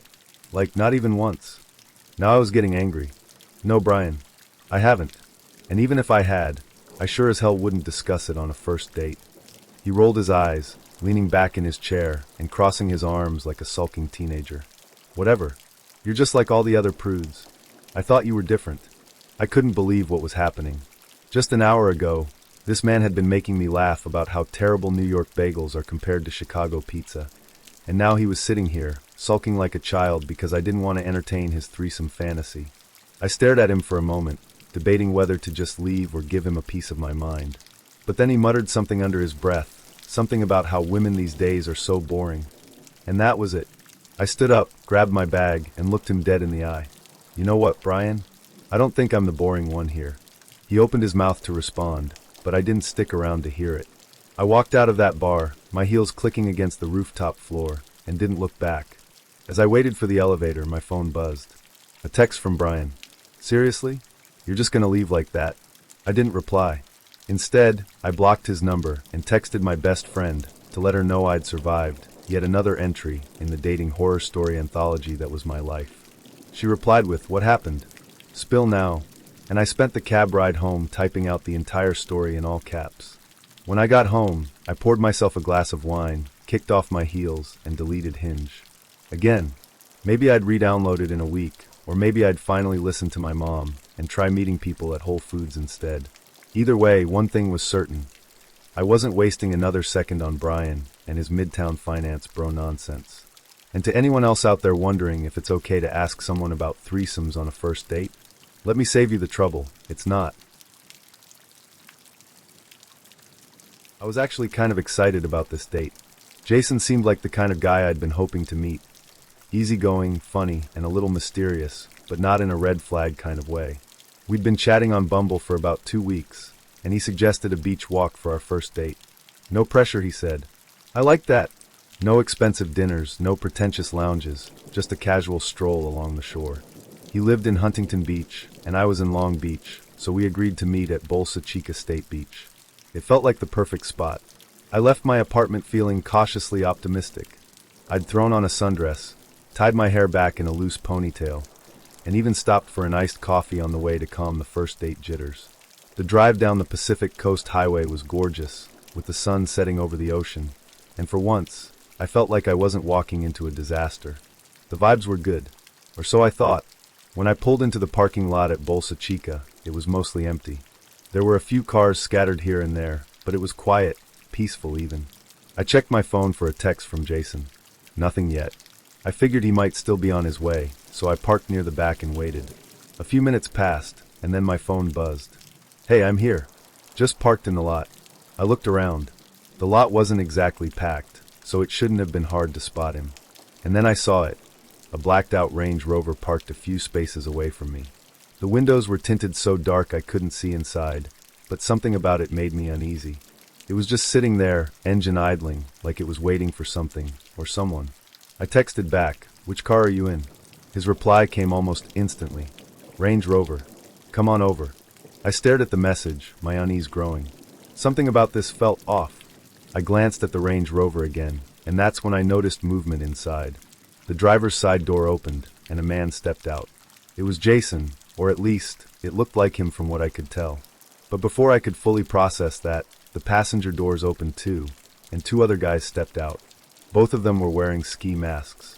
My heart dropped. I froze, my brain scrambling to make sense of what I was seeing. Why the hell were there two masked men with him? Was this some kind of joke? A prank? But there was nothing funny about the way they were standing there, motionless, staring in my direction. I didn't wait to find out what was going on. My fight-or-flight instinct kicked in, and I was solidly in the flight category. I threw my car into reverse, backed out of the spot so fast I nearly hit a trash can, and sped out of the parking lot like my life depended on it. Which, for all I knew, it did. Jason texted me again as I was turning back onto the highway. "Where are you going?" I didn't reply. I couldn't reply. My hands were shaking so badly I could barely keep them on the wheel. By the time I got home, I'd blocked his number and deleted Bumble. My best friend called me when I told her what happened, and she was just as freaked out as I was. "What the hell was that?" she asked. "Do you think they were going to rob you? Kidnap you?" I didn't know. I still don't know. Maybe it was nothing. Maybe it was something. But I wasn't about to stick around and find out. I haven't been back to Bolsa Chica since. And now, whenever I see a blacked-out Range Rover, my stomach twists into knots. Maybe I was overreacting. Maybe I wasn't. Either way, I've learned one thing for sure. When your gut tells you to get the hell out of somewhere, listen to it. I swear, I had no idea the universe could be this cruel. When I agreed to go on a date with Ryan, I never in my wildest dreams imagined it would involve bodily fluids. And not the good kind. But let me start at the beginning. Ryan and I had met on Coffee Meets Bagel, of all places, which, in hindsight, feels like the universe playing a sick joke. He was cute, short brown hair, a scruffy beard, and warm hazel eyes that made you feel like he'd really listen. His profile said he was a teacher in Chicago, originally from Milwaukee, and he loved hiking, trying new food spots, and trivia nights. He seemed normal, which was already a win in the dating trenches. After a week of texting, he asked if I wanted to grab dinner at the Purple Pig, a popular spot on Michigan Avenue known for its tapas. I'd been wanting to go there forever, so the foodie in me jumped at the chance. Plus, Ryan seemed sweet. I was actually looking forward to meeting him. The day of the date, I got a text from him. "Hey, I'm feeling a little under the weather, but I'd still love to meet if you're okay with it." Now looking back, I should have taken this as my cue to reschedule. But at the time I thought, he's making an effort. How bad could it be? So I told him I didn't mind, and that I'd see him there. Big mistake. I showed up at the Purple Pig a little early, and grabbed a seat at the bar while I waited for him. The place was buzzing, dim lighting, the smell of roasted pork belly wafting through the air, and the faint hum of conversation all around me. It was cozy, and I was starting to feel excited. But when Ryan walked in, I immediately knew something was off. He looked awful. His face was pale, his eyes were watery, and he was clutching a balled-up tissue like it was a lifeline. "Hey," he said, his voice thick and congested, as he gave me a weak smile. "Thanks for meeting me. Are you sure you're okay?" I asked, trying to sound polite, but also quietly horrified. He looked like he'd just crawled out of the plague pit. Yeah, he said, waving me off. It's just a little cold. I'll be fine. I wanted to bolt right then and there, but I didn't. Why?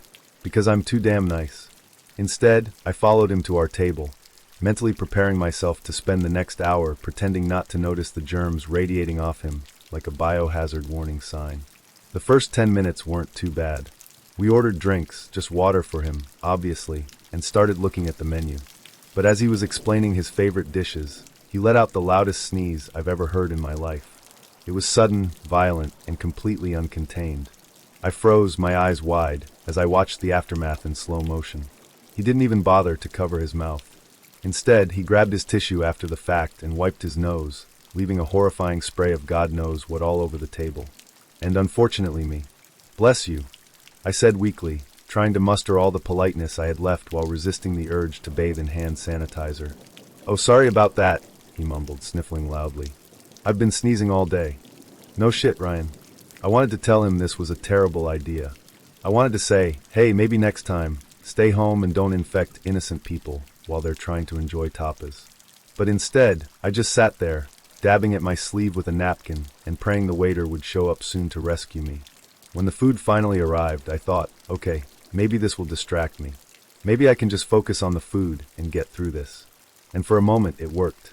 The dishes were incredible. Charred broccoli with ricotta, crispy pig ears, and the most amazing bone marrow I'd ever tasted. I was starting to think, maybe this isn't so bad. But then it happened. Ryan let out another sneeze, this one bigger than the last, and this time, it landed directly in his food. And not just his food. Mine too. I stared at the plate of broccoli in front of me, now glistening with a fresh layer of Ryan's misery, and I swear I felt my soul leave my body. Oh my God, I whispered, more to myself than to him. Sorry, he said, grabbing his tissue again. I didn't mean to. It's fine, I said quickly, cutting him off. It was not fine, but I didn't trust myself to say anything else without completely losing it. I pushed my plate away, suddenly very aware of every germ in a 5-mile radius, and told him I wasn't hungry anymore. He looked genuinely apologetic, which made me feel bad for being so annoyed, but also, come on. Who shows up to a date when they're clearly patient zero in some apocalyptic flu outbreak? The rest of the night was a blur of sniffling, sneezing, and awkward small talk. I tried to focus on what he was saying, but all I could think about was how quickly I could get out of there without seeming rude. When the check finally came, I practically threw my credit card at the waiter just to speed things up. As we walked out of the restaurant, Ryan turned to me and said, "This was really fun. I'd love to do it again sometime." I stared at him, trying to decide if he was joking. "Yeah," I said weakly, because apparently I'm incapable of being honest in the moment. "We'll see." He leaned in for a hug, and I panicked. I turned my head at the last second, so instead of a hug, it turned into this weird, awkward shoulder bump that left both of us confused. But at least I avoided direct contact with his germ-infested hands. When I got home, I immediately threw my dress in the laundry, scrubbed my arms like I was prepping for surgery, and gargled with mouthwash just to be safe. I blocked Ryan's number before my hands had even dried. The next morning, I woke up with a sore throat. When I matched with Jake on Tinder, I thought he seemed decent. I know the bar for decent on Tinder is basically on the floor, but he genuinely seemed to clear it. He had a great smile, a steady job as a software engineer in Austin. He had this dry, sarcastic humor that made our conversations feel effortless, and after a week of texting back and forth, he asked me out for drinks. We decided to meet at the Roosevelt Room, this swanky cocktail bar in downtown Austin. It's one of those places with moody lighting, leather booths, and a menu so detailed it feels like you're reading a novel. I loved it there, and I was honestly excited to see if Jake's in-person vibe matched his online charm. Spoiler, it did. At first. When he walked in, I immediately noticed how much better he looked in person. Tall, broad shoulders, that kind of messy but-on-purpose hair that guys somehow pull off without trying. He was wearing a black button-up that fit him perfectly, and when he smiled and said, "Hey, sorry I'm late, parking downtown is a nightmare," I felt a little spark of excitement. Finally, a guy who might actually be normal. The first hour of the date was great. We ordered fancy cocktails. I went for a French 75, and he got an old-fashioned, and the conversation just flowed. He told me about his job, how he'd moved to Austin from Denver a year ago, and how he was still adjusting to the Texas heat. I told him about my work as a marketing manager and how I'd been in Austin for about 3 years. We laughed about how everyone in the city seems to own a dog, and he joked that he couldn't walk into a coffee shop without tripping over a golden retriever. It was easy fun, and I started to think maybe I'd finally found someone worth a second date. And then Jake ordered another drink, and another, and another. Now, I'm not one to judge someone for enjoying a few drinks. I mean, we were at a cocktail bar after all, but it quickly became clear that Jake wasn't just enjoying himself. He was getting hammered. By the time he finished his third old-fashioned and moved on to tequila shots, his charming, laid-back demeanor started to unravel. He was slurring his words, laughing a little too loudly, and leaning closer to me in a way that felt less cute and more invasive. "Are you okay?" I asked cautiously as he downed another shot. Yeah, I'm fine," he said, waving me off. "I just needed this. It's been a long week." I didn't press him on that, but I probably should have. Instead, I just nodded and tried to steer the conversation back to something light. "So, what's your favorite thing about Austin so far?" I asked. He grinned, but it wasn't the same easy smile I'd seen earlier. This one was different, darker, like he was in on some secret I didn't want to know. "You really want to know?" Yeah," I said, immediately regretting it.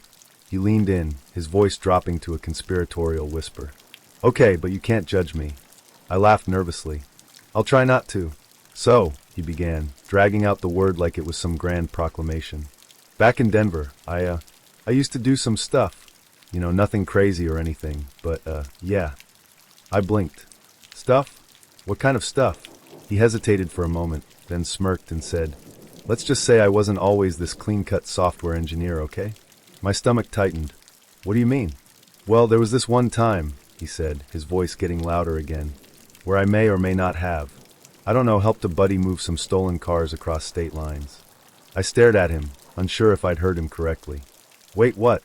He laughed, like this was the funniest thing in the world. "Yeah, it was a long time ago. No big deal. I didn't even get caught." I froze, my brain trying to process what he'd just said. Was he joking? Was this some kind of weird flex? Or was he genuinely confessing to a felony in the middle of a crowded bar? Before I could respond, he kept going. "Oh, and there was this other time when I probably shouldn't tell you that one. You'd freak out." "No, please don't stop now," I said, my voice dripping with sarcasm. He grinned. "Okay, fine. So there was this guy who owed me money, right? And you know what? Never mind. Forget I said anything." I stared at him, my mouth slightly open. "Jake, are you serious right now?" "What?" "It's not like I killed anyone or anything," he said, shrugging like this was all no big deal. "It was just business. You know how it is." "No, Jake. I do not know how it is." At this point, I was torn between running for the exit and staying just long enough to see what other horrifying nuggets of information he might let slip. Against my better judgment, I stayed, mostly because I was too stunned to move, and also because I'd already ordered another French 75 and didn't want to waste it. Over the next 20 minutes, Jake proceeded to spill his entire criminal resume. There were stories about illegal poker games, sketchy deals with friends of friends, and even one incident where he'd accidentally set fire to someone's car. But it wasn't like on purpose or anything, he clarified, as if that made it better. By the time he got to the part about helping someone disappear for a while, I'd had enough. "Well," I said, standing up and reaching for my bag, "this has been enlightening, but I think I'm going to call it a night." "Ah, come on," he slurred, grabbing my wrist. "Don't go. I was just getting to the good stuff." I yanked my hand away, trying to keep my voice steady. "Yeah, I think I've heard enough good stuff for one night. Thanks." He looked genuinely confused, like he couldn't understand why I wasn't totally charmed by his tales of arson and Grand Theft Auto. "You sure? We could go somewhere else. My place, maybe?" "Hard pass," I said, turning on my heel and walking out of the bar as fast as I could without breaking into a full sprint. When I got outside, I immediately called an Uber, my hands shaking as I typed in my address. As I waited for the car to arrive, my phone buzzed. A text from Jake. "Had fun tonight. Let's do it again soon." I stared at the message, half expecting him to follow it up with, "P.S. Don't call the cops." Instead, I blocked his number and deleted Tinder for what felt like the 100th time. I'll be honest, I was kind of excited about this date at first. I'd matched with this guy, Leon, on Hinge, and he seemed like a breath of fresh air compared to the usual guys I approach of Hinge. He was originally from Guangzhou, China, and had moved to San Francisco a few years ago to work as a chef. A chef! I love food, and I'd never dated a chef before, so I was already picturing cute dates where he'd cook me amazing meals and teach me about all kinds of dishes I'd never tried before. We decided to meet for dinner at RNG Lounge, a popular Chinese seafood restaurant in San Francisco that I'd been dying to try. I figured it was the perfect setting for a first date, great food, lively atmosphere, and a chance to see what he was like in his element. I even joked with him over text that he'd have to approve my order, given that he was the expert. When I arrived at the restaurant, he was already waiting for me out front. He looked just like his photos, short, slim, wearing a crisp button-up shirt and jeans. He had this warm, easygoing smile that instantly put me at ease. As we walked inside and got seated, I thought, okay, this is off to a great start. The first half hour of the date was amazing. Liang was funny, charming, and so passionate about food. He told me about his journey as a chef, how he grew up learning to cook with his grandmother, and how much he loved introducing people to traditional Chinese dishes. He even told me about some of the more unusual ingredients he'd worked with over the years, like jellyfish and sea cucumbers. I was fascinated. I mean, I'm no stranger to adventurous eating. I'd tried octopus and frog legs before, but this sounded next level. Then the conversation took a turn. So, he said, leaning forward with a glint in his eye, how adventurous are you when it comes to food? I laughed. Pretty adventurous, I think. I mean, I'll try almost anything once. He smiled, clearly pleased with that answer. That's good. A lot of people are too afraid to try real food. They want safe, boring dishes, but they miss out on the best flavors. Right? I said, nodding enthusiastically. I feel like the best food is always the stuff that feels a little out of your comfort zone. Exactly, he said. Like live food. I paused, not sure if I'd heard him correctly. Live food? Yes, he said, his eyes lighting up. You know, like live shrimp, live octopus, live insects. The freshness makes all the difference. I stared at him, trying to process what he'd just said. Wait, you mean like eating them while they're still alive? Of course, he said, as if this were the most normal thing in the world. It's very common in China. You can taste the life in the food. It's so fresh, so pure. I didn't know what to say. I'd seen videos online of people eating live octopus in Korea, but I always assumed it was one of those extreme food challenges, not something people did casually. And insects? I'd heard of fried crickets and mealworms, but alive? My stomach churned at the thought. Have you ever tried it? He asked, clearly excited. No, I said, forcing a laugh. I think the closest I've gotten is sushi. He chuckled. Sushi is good, but it's not the same. You should try live shrimp sometime. They're still moving when you eat them. The texture is amazing. I smiled weakly, praying the waiter would show up and save me from this conversation. But Liang wasn't done. One time, he continued, I had live scorpions in Beijing. They were incredible. You just grab them by the tail so they don't sting you, and you pop them in your mouth. The crunch is so satisfying. I felt my jaw drop. Wait, you've eaten live scorpions?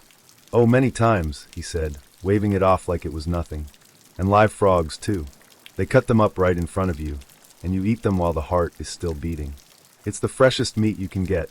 I stared at him, trying to keep my face neutral, but internally I was screaming. What the actual hell is happening right now? I mean, that sounds intense, I said, choosing my words carefully. It's not for everyone, he admitted, his tone almost condescending. But once you try it, you'll never want to go back to cooked food. At that moment, the waiter arrived to take our order, and I practically threw myself into the menu to avoid making eye contact with him. I ordered something safe, a plate of salt and pepper prawns, and prayed he wouldn't judge me for not asking for them alive and flopping on the plate. Liang, on the other hand, ordered the live crab, which the waiter assured him would be extremely fresh. When the food arrived, I couldn't even focus on my own dish. I was too distracted watching Liang expertly dismantle the crab, which was still twitching slightly. He popped a piece into his mouth and closed his eyes, savoring it like it was the best thing he'd ever tasted.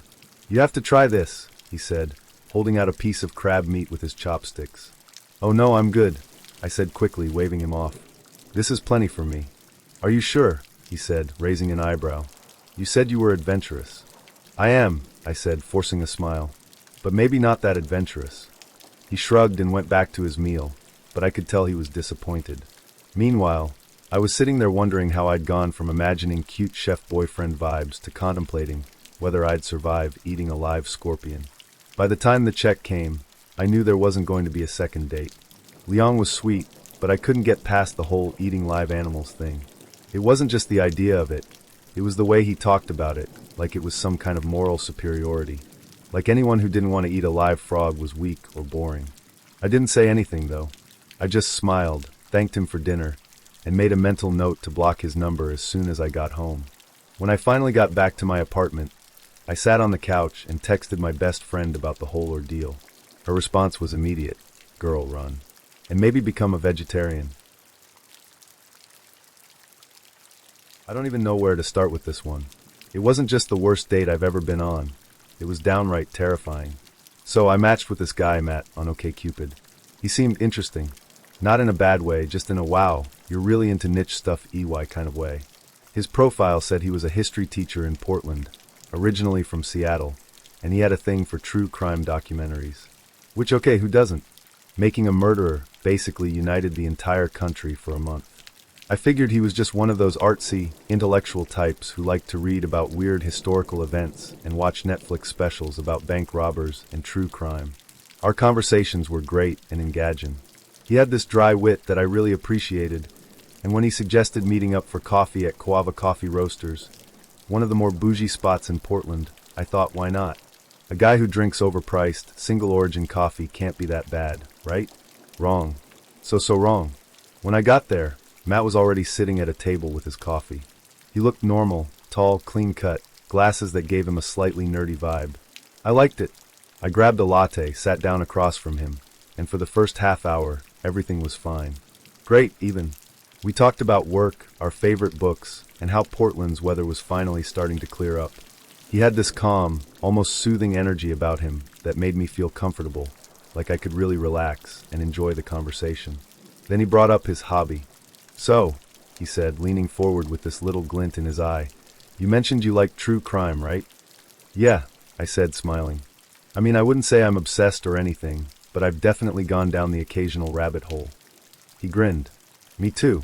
Except, well, I guess I'm more than just a casual fan. Oh, I asked, taking a sip of my latte. How so? Well, he said, almost shyly, I have this project I've been working on. It's kind of a passion of mine. Now, I'm a curious person by nature. So when someone tells me they have a project, I lean in. What kind of project? He hesitated for a moment, then said, I study serial killers. Like, in depth. Their methods, their psychology, their patterns. I've been researching them for years. I froze, my latte halfway to my mouth. Oh, wow. That's intense. It is, he said, nodding enthusiastically. But it's so fascinating. Like, did you know that Ted Bundy used to fake injuries to lure his victims? Or that Ed Gein inspired Psycho, the Texas Chainsaw Massacre, and Silence of the Lambs? The way their minds work is just incredible. He said this with such excitement, like he was talking about his favorite sports team or a new video game he couldn't put down. And for a second, I thought, okay, maybe this is just his quirky thing. People are into weird stuff.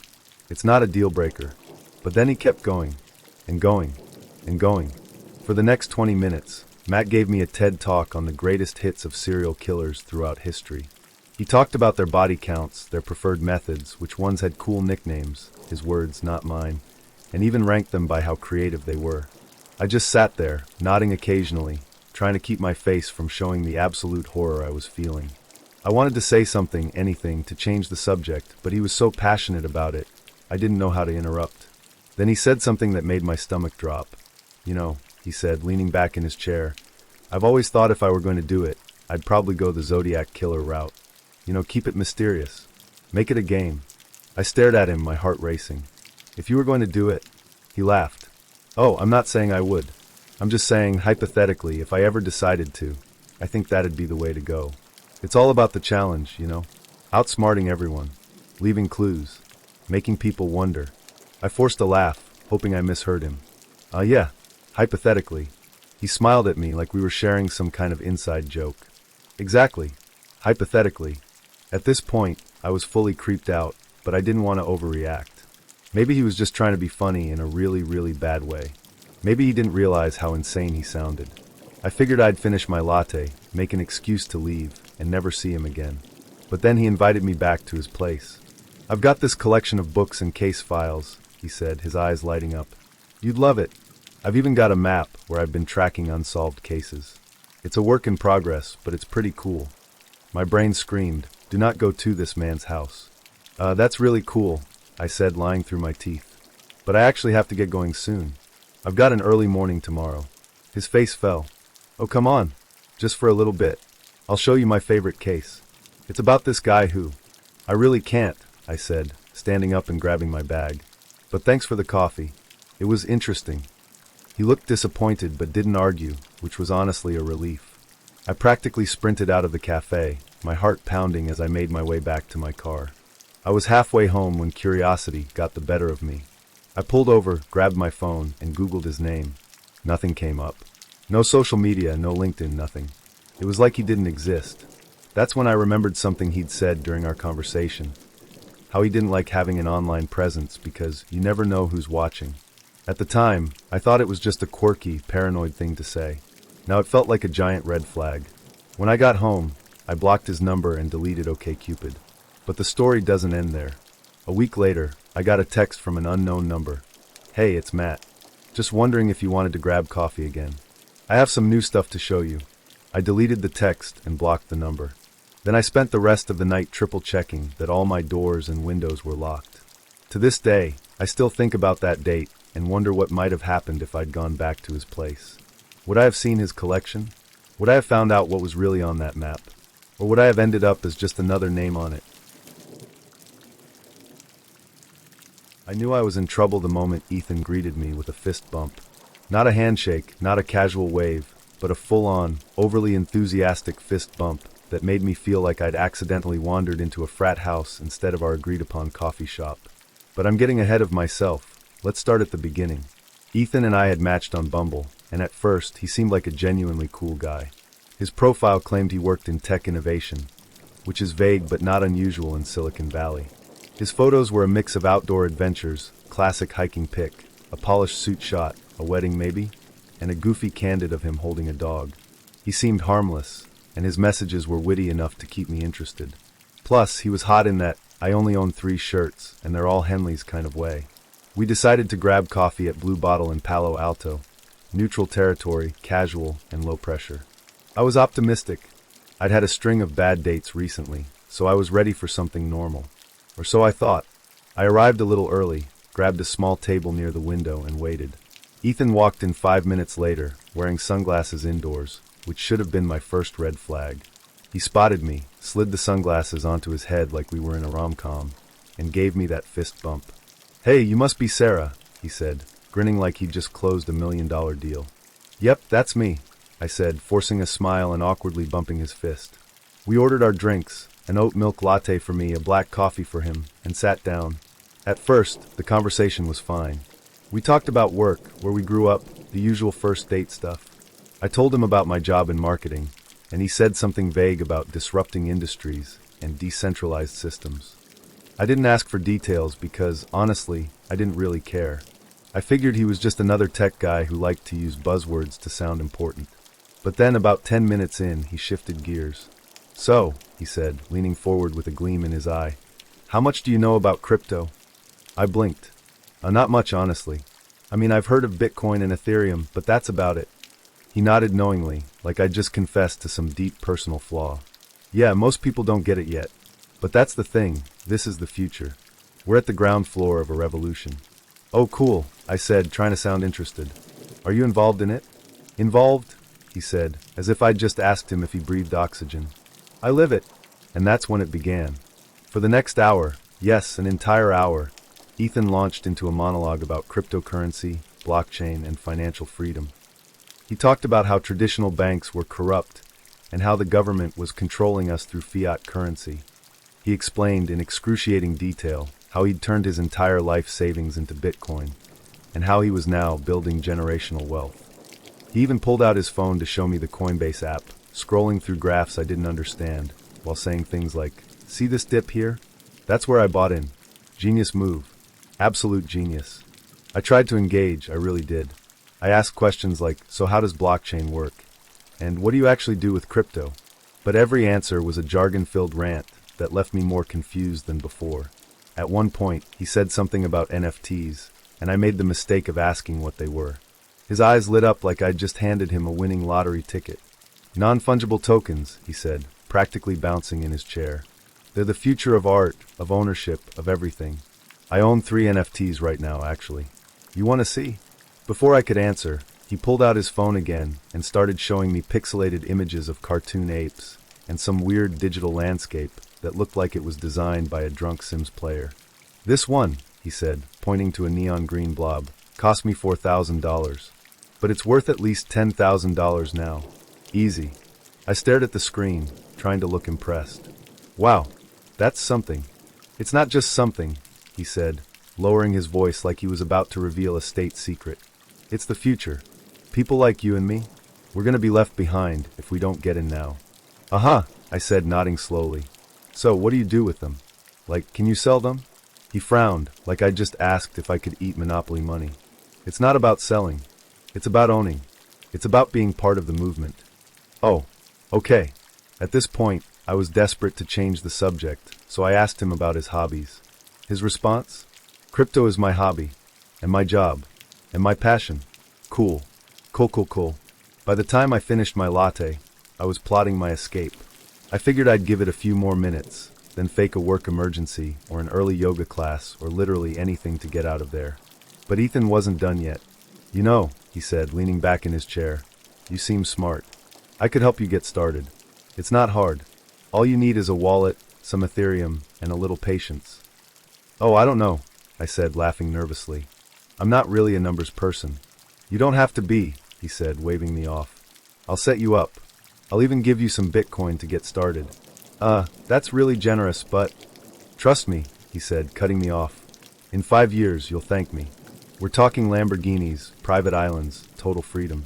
The people who don't get in now, they're gonna regret it for the rest of their lives. At this point, I couldn't take it anymore. Well, I said, standing up and grabbing my bag. This has been educational, but I really have to get going. Wait, he said, looking genuinely confused. We're just getting started. I haven't even told you about staking yet. Another time, I said, forcing a smile. Thanks for the coffee. As I walked out of the cafe, I could feel his eyes on me, probably wondering why I wasn't jumping at the chance to join his crypto empire. When I got to my car, I sat there for a few minutes, replaying the date in my head and wondering how I'd missed the red flags. The sunglasses indoors, the fist bump, the buzzwords. It was all there. I just didn't see it. When I got home, I deleted Bumble and poured myself a glass of wine. Then I Googled how to politely tell someone you're not interested in crypto, just in case he messaged me again. Spoiler, he did. The next day, I got a text from him. Hey, great meeting you. Let me know if you want me to send you some Bitcoin to get started. I blocked his number. I should have known this date was going to be a disaster the moment he suggested Olive Garden. I mean, no shade to Olive Garden. Unlimited breadsticks are a gift from the gods. But as a first date spot, it's unconventional. Still, I figured, hey, maybe he's quirky. Maybe he's one of those people who doesn't take life too seriously. That's what his profile said, after all. Down to earth, loves to laugh, and always up for an adventure. So to begin, his name was Kyle, and we matched on Tinder about a week before. He wasn't traditionally handsome, but he had that nerdy cute thing going on. Slightly crooked smile, glasses, and a mop of curly brown hair that looked like he just rolled out of bed, in a charming way, not a concerning way. His bio said he worked as a freelance graphic designer and was into hiking, craft beer, and keeping an open mind. I figured he'd be fun to talk to, which was basically all I was looking for at this point. When he suggested Olive Garden, I hesitated for a moment. But then he said, I know it's a little cheesy, but I think it'll be fun. Plus, who doesn't love breadsticks? And honestly, he had a point. Breadsticks are breadsticks. So there I was on a Wednesday night, standing in the parking lot of an Olive Garden, wondering if this was a brilliant idea or the start of a very bad decision. Spoiler, it was the latter. Kyle arrived a few minutes after me, wearing jeans, a slightly wrinkled button-down, and Converse sneakers.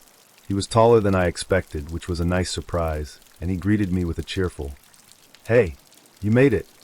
Like I'd just crossed the finish line of a marathon.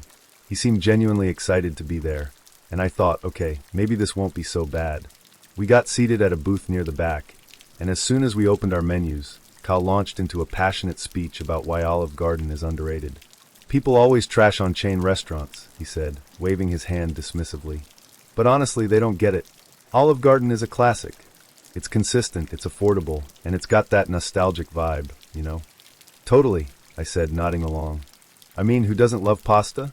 Exactly, he said, smiling like I'd just validated his entire worldview. Plus, the breadsticks. You really can't beat the breadsticks.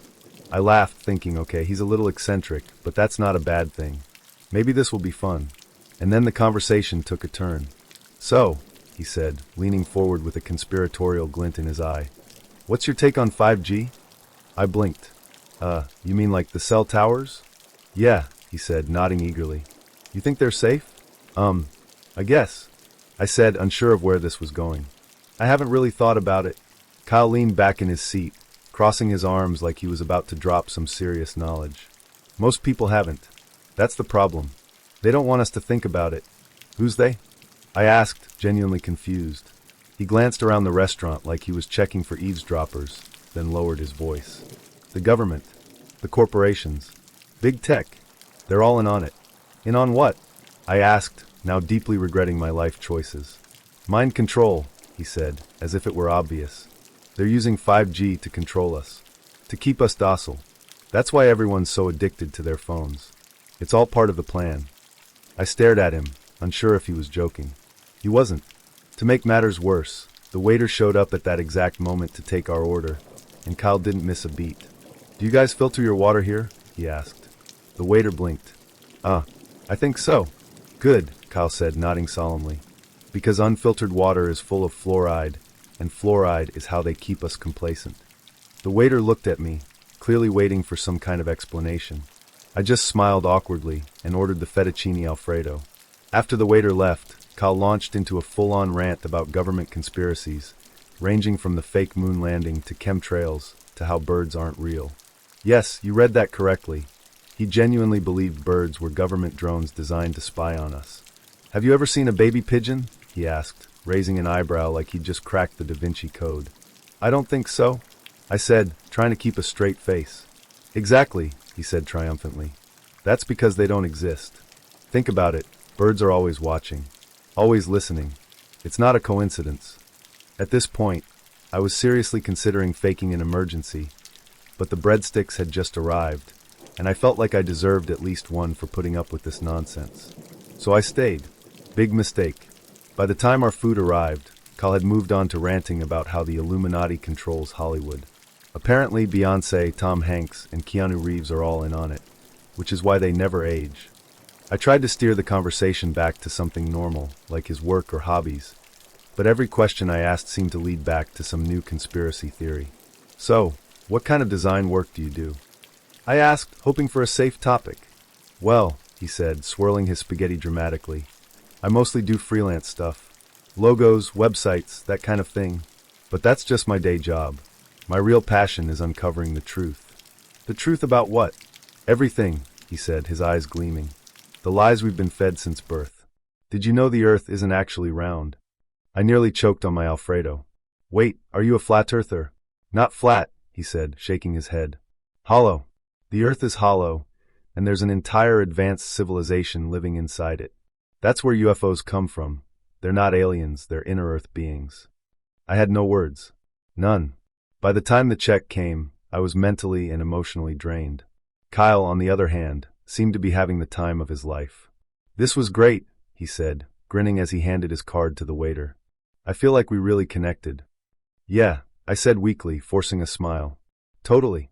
As we walked out of the restaurant, he turned to me and said, We should do this again sometime. Maybe next time I can show you some of my research. I think you'd really get it. Maybe, I said, already planning to block his number as soon as I got home. When I finally got back to my apartment, I collapsed onto the couch and immediately texted my best friend. Just went on a date with a guy who thinks birds aren't real. Send help. Her response? At least you got breadsticks. The moral of the story? Unlimited breadsticks aren't worth enduring a 2-hour conspiracy lecture. And if someone suggests Olive Garden for a first date, maybe ask a few follow-up questions. You never know what you're walking into. A few months ago, I I went through a bad breakup and I needed to move forward. So I downloaded the infamous Tinder. It wasn't my first time on the app, but I wasn't a pro and I have heard some stories, but I wanted to try again. My expectations were low, to say the least. I wasn't looking for my soulmate, just someone to chat with really. That's how I ended up matching with this guy called Tom. He looked nice and looked like a genuine guy, but I always go in with my guard up. We exchanged messages for a couple of days. The conversation wasn't life-changing, but it wasn't bad either. We talked about work, hobbies, the usual small talk. Looking back, I realize I made my first mistake when I casually mentioned where I worked. I didn't think much of it at the time. It's not like I gave him my exact schedule or anything. I was just answering one of his questions about my job. But now, I wince every time I replay that moment in my head, because that's when everything started to feel off. The same night I told him where I worked, something strange happened. I was at work, going about my usual routine, when I noticed a guy walk past the shop. He lingered just long enough for me to get a good look at him, and I swear he looked a lot like Tom. But here's the thing, I'd never actually met him in person, so I couldn't be 100% sure. Maybe it was him, maybe it wasn't. Either way, it felt weird. Why would he be in my area when he'd mentioned earlier that he lived on the other side of the city? I brushed it off, telling myself I was overthinking it. It's a big city, people get around. A coincidence, nothing more. But that little nagging feeling in the back of my mind wouldn't go away. A couple of days later, things got even weirder. It was a quiet evening at work, and my phone battery was on its last legs. I sent Tom a quick message letting him know I'd have to stop chatting for the night since my phone was about to die. I figured that would be the end of the conversation until I got home and charged it up again. Simple, right? Wrong. Not 10 minutes later, the door to the shop swung open, and there he was. Tom. I recognized him instantly from his profile pictures. He was holding something in his hand, and as he walked up to the counter, I realized it was an iPhone charger. I was stunned. I didn't even know how to react. On one hand, sure, it could be seen as a thoughtful gesture, if we'd actually met before or had some kind of established relationship. But this was downright bizarre. I hadn't even told him my phone was dying until a few minutes earlier. So how had he managed to show up so quickly? And why was he even in my area in the first place? I tried to keep my composure, but internally I was freaking out. I thanked him for the charger, awkwardly trying to mask my discomfort. He didn't stay long, just smiled, said something about wanting to make sure I wasn't stuck without a phone, and left. As soon as he was out the door, I made up my mind, this was too much. I needed to cut ties. But first, I had to return the charger. I didn't want any lingering connection to him. No reason for him to think we were still on good terms. When my shift ended, I messaged him and told him I'd drop it off. He said he'd be at a bar around the corner, so I reluctantly agreed to meet him there. When I walked into the bar, he was sitting by himself, looking way too pleased to see me. I handed him the charger, mumbled some excuse about needing to get home early, and left as quickly as I could. I thought that would be the end of it. I'd done what I needed to do. There was no reason for us to interact anymore. But then later that night, I made the mistake of looking at his Instagram. And that's when I saw it. A smiling selfie he'd posted earlier in the day with the caption, "I'm now a taken man, winky face." I stared at the screen in disbelief. Taken? By who? We'd barely spoken for a few days, and I'd only met him twice. Once when he randomly showed up at my workplace, and once when I returned the charger. How on earth could he think we were in a relationship? The realization sent a chill down my spine. This wasn't just weird anymore. It was unsettling. For the next few weeks, Tom's presence became an eerie constant in my life. Every time I finished work, there he was, casually walking past the shop, always alone, always at the exact time my shift ended. He never came inside, never tried to talk to me again, but his timing was too perfect to be a coincidence. He knew my schedule. He was waiting for me. I started to feel paranoid, constantly looking over my shoulder, half expecting him to pop up wherever I went. It got to the point where I'd linger inside the shop after my shift ended, hoping to throw him off, or take a different route home just to avoid crossing paths with him. I didn't know what he wanted or what he was capable of, but I knew I didn't want to find out. Eventually, his appearances stopped. Maybe he got bored, or maybe he realized I wasn't interested. Either way, I was relieved. But the experience left me shaken. It made me question my own judgment, my own sense of safety. How had I let this happen? How had I given a stranger enough information to track me down and insert himself into my life? Looking back, I can see all the red flags I ignored in those early conversations. The way he seemed a little too eager, a little too intense. The way he'd steer the conversation back to me, asking questions that felt innocent at the time but, in hindsight, were probably calculated. I'd brushed it all off, telling myself I was being paranoid. But I wasn't. The whole ordeal was a wake-up call. It made me realize how easily we can let people into our lives without really knowing them, how much we take our own privacy for granted. It also made me more cautious about what I share, who I trust, and how I navigate the strange, messy world of online dating. I don't know what Tom's deal was. Maybe he was harmless, just an overly enthusiastic guy who didn't understand boundaries. Or maybe he wasn't. I'll never know for sure, and honestly, I'm fine with that. What I do know is that I'll never forget the way he made me feel. Like my life wasn't entirely my own anymore, like I was being watched. And that's not a feeling I'd wish on anyone. It started like most modern romances, or at least attempts at them, do nowadays. A swipe, a match, and a cheeky exchange of pleasantries on good old Tinder. She was hot, hot, hot, her profile exuding a confidence that felt magnetic. One of her pictures showed her laughing in what looked like a sunflower field, her hair catching the golden light just perfectly. Another was a bold, no-holds-barred close-up of her face, looking straight into the camera, her eyes daring anyone to underestimate her. Her bio read, in a tone both playful and firm, "No hookups." If you're looking for a one-night stand, keep swiping. It intrigued me. I mean, let me be honest here, a lot of people toss that line into their bios, and yet, there's often a contradiction between what's said and what happens. But something about her seemed genuine, like she meant it. She came across like someone who knew exactly what she wanted, and wasn't afraid to draw boundaries. I admired that. Swiping right felt natural. When we matched, I couldn't help but feel a little rush of excitement. Her first message was sharp and witty, which only amplified my interest. We bantered for a while. Nothing too deep, just the kind of light-hearted, flirty back and forth that keeps you smiling at your phone like an idiot. After a few days, we decided to meet up for drinks. She suggested a small bar downtown, one of those dimly lit spots with craft cocktails and an ambience that made you feel cooler just by being there. When I met her in person, she was even more captivating than her pictures suggested. Her voice had this melodic quality, and she was animated in a way that made you feel like you were the only person in the room.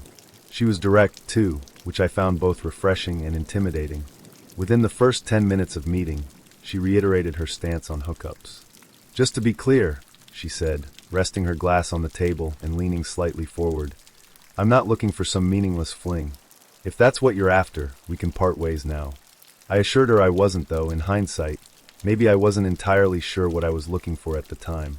We laughed, we talked, and by the second round of drinks, we were already teetering on tipsy.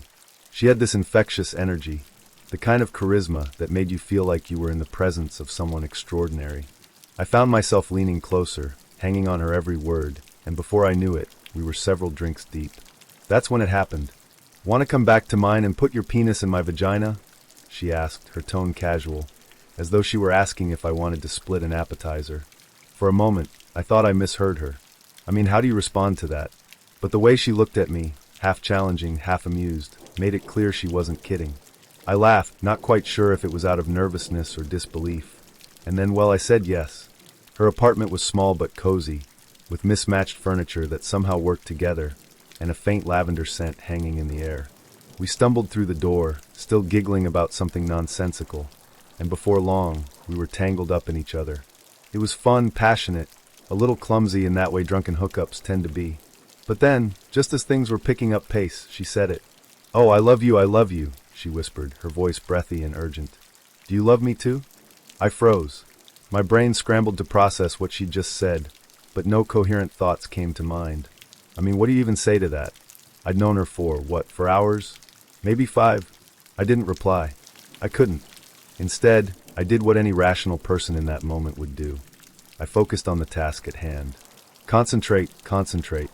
I thought, willing myself to stay in the moment and not let her words derail what was otherwise a very enjoyable experience. The night ended, and I woke up the next morning with a slight headache and a lingering sense of confusion. She was still asleep beside me, her hair a chaotic mess spread across the pillow, her face peaceful. For a brief moment, I felt a pang of affection. But then the events of the previous night came flooding back, and that affection was quickly replaced by unease. Love? Already? Was it the alcohol talking, or was she serious? Either way, it was a lot. I tried to shake it off as I got dressed, and quietly slipped out of her apartment, leaving a note on her kitchen counter that read, "Had a great time. Text me later." I figured that would buy me some time to process everything. What I didn't anticipate was how quickly things would escalate. By the time I got home, she'd already texted me 3 times. The first was a simple good morning smiley face, which I thought was sweet. The second was a little more intense. "Last night was amazing. I feel like we have such a deep connection already." The third, sent about 10 minutes after the second, read, "I honestly feel like you could be the one. I've never felt this way about anyone before." I stared at my phone, unsure how to respond. It wasn't that I didn't like her. I did, but this was moving at warp speed, and I barely had time to catch my breath. I decided to keep things light and replied with something non-committal like, "Yeah, last night was fun. Let's hang out again soon." That turned out to be the wrong move. She called me immediately, her voice brimming with excitement.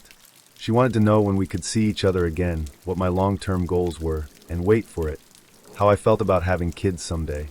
I tried to steer the conversation back to lighter territory, but she was relentless. By the end of the call, I felt like I'd been through an emotional marathon. Over the next couple of days, things only got more intense. She texted constantly, alternating between sweet messages about how much she liked me and passive-aggressive jabs about how I wasn't as responsive as she'd like. If I didn't reply within an hour, she'd send follow-ups like, "Are you ignoring me?" Or, "If you don't want to talk, just say so." It was exhausting. The breaking point came when she showed up at my place unannounced, holding a bag of groceries and talking about cooking dinner together. I had barely rolled out of bed and wasn't exactly in the mood for company, let alone an impromptu date. When I gently suggested that she should have given me a heads up before coming over, she snapped. "You're so emotionally unavailable," she said, her voice rising. "Why are you even on Tinder if you're not ready for a real relationship? Do you just like wasting people's time? Do you get off on it or something?" I tried to explain that I wasn't against the idea of a relationship, but that I needed time to get to know someone before diving in head first. She wasn't having it. She called me selfish, immature, and a slew of other names that I won't repeat here. By the end of her tirade, I felt like I'd been hit by a freight train. After she left, I sat on my couch, staring at the wall and trying to make sense of what had just happened. It had been, 3 days since we met? In that time, I'd experienced more drama than I usually do in a year. It was too much, too fast, and I knew I couldn't keep up with her pace. For now, I decided to stick with the one thing I could count on myself. Sure, it's not as exciting as the thrill of meeting someone new, but at least it's drama-free. And honestly, after that whirlwind experience, drama-free sounded pretty damn good. There was this guy. Let me tell you, he was a solid 10 in his pictures, no joke. Perfect jawline that could cut glass, chiseled physique, and I can only imagine what else lies. Oh, how I could imagine. Moving on. He only had a few pictures, a short bio that read, "Looking for someone and something real," and some emojis that I assumed were meant to show he didn't take himself too seriously. I was intrigued. When he messaged me, my heart skipped not one, but 2 beats. It wasn't even one of those boring "hey" messages either. He opened with a funny comment about one of my pictures, something clever and specific enough to catch my attention. We started chatting, and within a few minutes, I was hooked. He was witty, quick, and flirty in a way that didn't feel forced. When he asked if I wanted to meet up for coffee, I didn't hesitate. Of course, I said yes. Who wouldn't, right? The day of the date, I was nervous but excited. I put some extra effort into my outfit, casual but cute, the kind of look that says, "Oh, this old thing?" I just threw it on. About an hour before we were supposed to meet, he messaged me and said, "Hey, can you pick me up?" At first, I was a little thrown off. I mean, it's not entirely unheard of, but it wasn't what I expected. Still, I figured maybe his car was in the shop or something. No big deal. I told myself not to overthink it. This guy was a 10, after all. If picking him up was the price of admission to what could be a great date, I was willing to pay it. I pulled up outside his place, and when he walked out, I was relieved to see that he looked just as good in person as he did in his pictures. Better, even. He had this relaxed confidence about him, the kind of vibe that makes you feel instantly at ease. He slid into the passenger seat, flashed me that killer smile, and said, "Thanks for picking me up. You're already my hero." We were supposed to grab coffee, but as we started talking, he suggested we get dinner instead. "I'm starving," he said, "and I feel like coffee won't do this justice. I want to actually sit and talk to you." It was smooth, and I was flattered. Dinner felt more intentional, more like a real date. So I agreed. We ended up at a cozy little Italian restaurant, the kind of place with dim lighting and checkered tablecloths. Over plates of pasta and glasses of wine, we talked and laughed like we'd known each other for years. He was funny, really funny. The kind of funny that makes you laugh so hard you forget to be self-conscious about it. He told me stories about his job, his friends, and his misadventures on dating apps, and I found myself leaning forward, hanging on every word. For a while, it felt like one of those magical, serendipitous dates you only see in rom-coms. After dinner, neither of us seemed ready for the night to end, so we decided to keep hanging out. We walked around for a bit, talking and joking, and then headed back to my car. That's when things started to take a turn. As we sat in the car, he pulled out his phone. "There's something I want to show you," he said, his tone suddenly more serious. I thought maybe it was a funny meme or a picture of his dog or something lighthearted. But instead, he opened a folder on his phone and said, "These are pictures of my son." I blinked, caught off guard. This was the first I'd heard about him having a kid. Not that it was a problem. It's just not something I was expecting to come up on our first date. He started scrolling through the folder, showing me photo after photo of his son. There were hundreds of them, maybe even more. Every picture came with a story. "This one was his first time at the beach," he said, his voice softening. "He loved the sand but hated the water." He scrolled to the next picture. "Oh, and this one, this was his first Halloween. He was a little pumpkin." He kept going, scrolling and narrating, and I didn't know how to react. On one hand, it was sweet how much he cared about his son. You could see it in his face, hear it in his voice. He loved that kid more than anything. But on the other hand, it was a lot. I mean, we were sitting in my car on our first date, and I was being given a comprehensive slideshow of his child's life. It felt intense. It didn't stop at pictures, either. He had videos, too. "You've got to see this," he said, pulling up a clip of his son taking his first steps. He was so wobbly, but he was determined. I was so proud of him. He smiled at the screen, and for a moment, I felt a pang of sympathy. This guy clearly missed his son. As he explained, his son's mom had taken off to Washington. He didn't know where exactly, and he hadn't seen his kid in months. You could tell it was eating him up inside. I felt for him, I really did. But at the same time, I couldn't help but think, why are you telling me all of this on a first date? He kept scrolling through the folder, showing me more pictures, more videos, more stories. I nodded and smiled politely, not wanting to seem insensitive, but internally I was starting to feel trapped. The car suddenly felt smaller, like the air was being sucked out of it. I found myself glancing at the clock, wondering how much longer this was going to last. After what felt like an eternity, he finally put his phone away. I let out a silent sigh of relief, thinking maybe we could salvage the rest of the night. But then he started talking about his ex. He didn't just mention her in passing, either. He went into detail. He told me about their relationship, how it fell apart, how she left with their son, and how he was doing everything he could to track them down. It was heavy. Too heavy for a first date. By this point, I was emotionally drained. I felt like I'd just been through an entire therapy session, only I wasn't the therapist. I was the unwilling participant. I tried to steer the conversation back to lighter topics, but it was no use. He was on a roll, and there was no stopping him. Eventually, the night came to an end. As I dropped him off at his place, he gave me a hug and said, "Thanks for listening. I really needed that." I smiled weakly and told him to take care, inwardly relieved that the date was finally over. I met this guy on Hinge. I wasn't immediately blown away by his page, but there was something refreshing about him. After all, I was used to seeing profiles full of guys flashing their abs, holding fish they'd caught, or trying way too hard to seem edgy. He felt safe. Vanilla, maybe.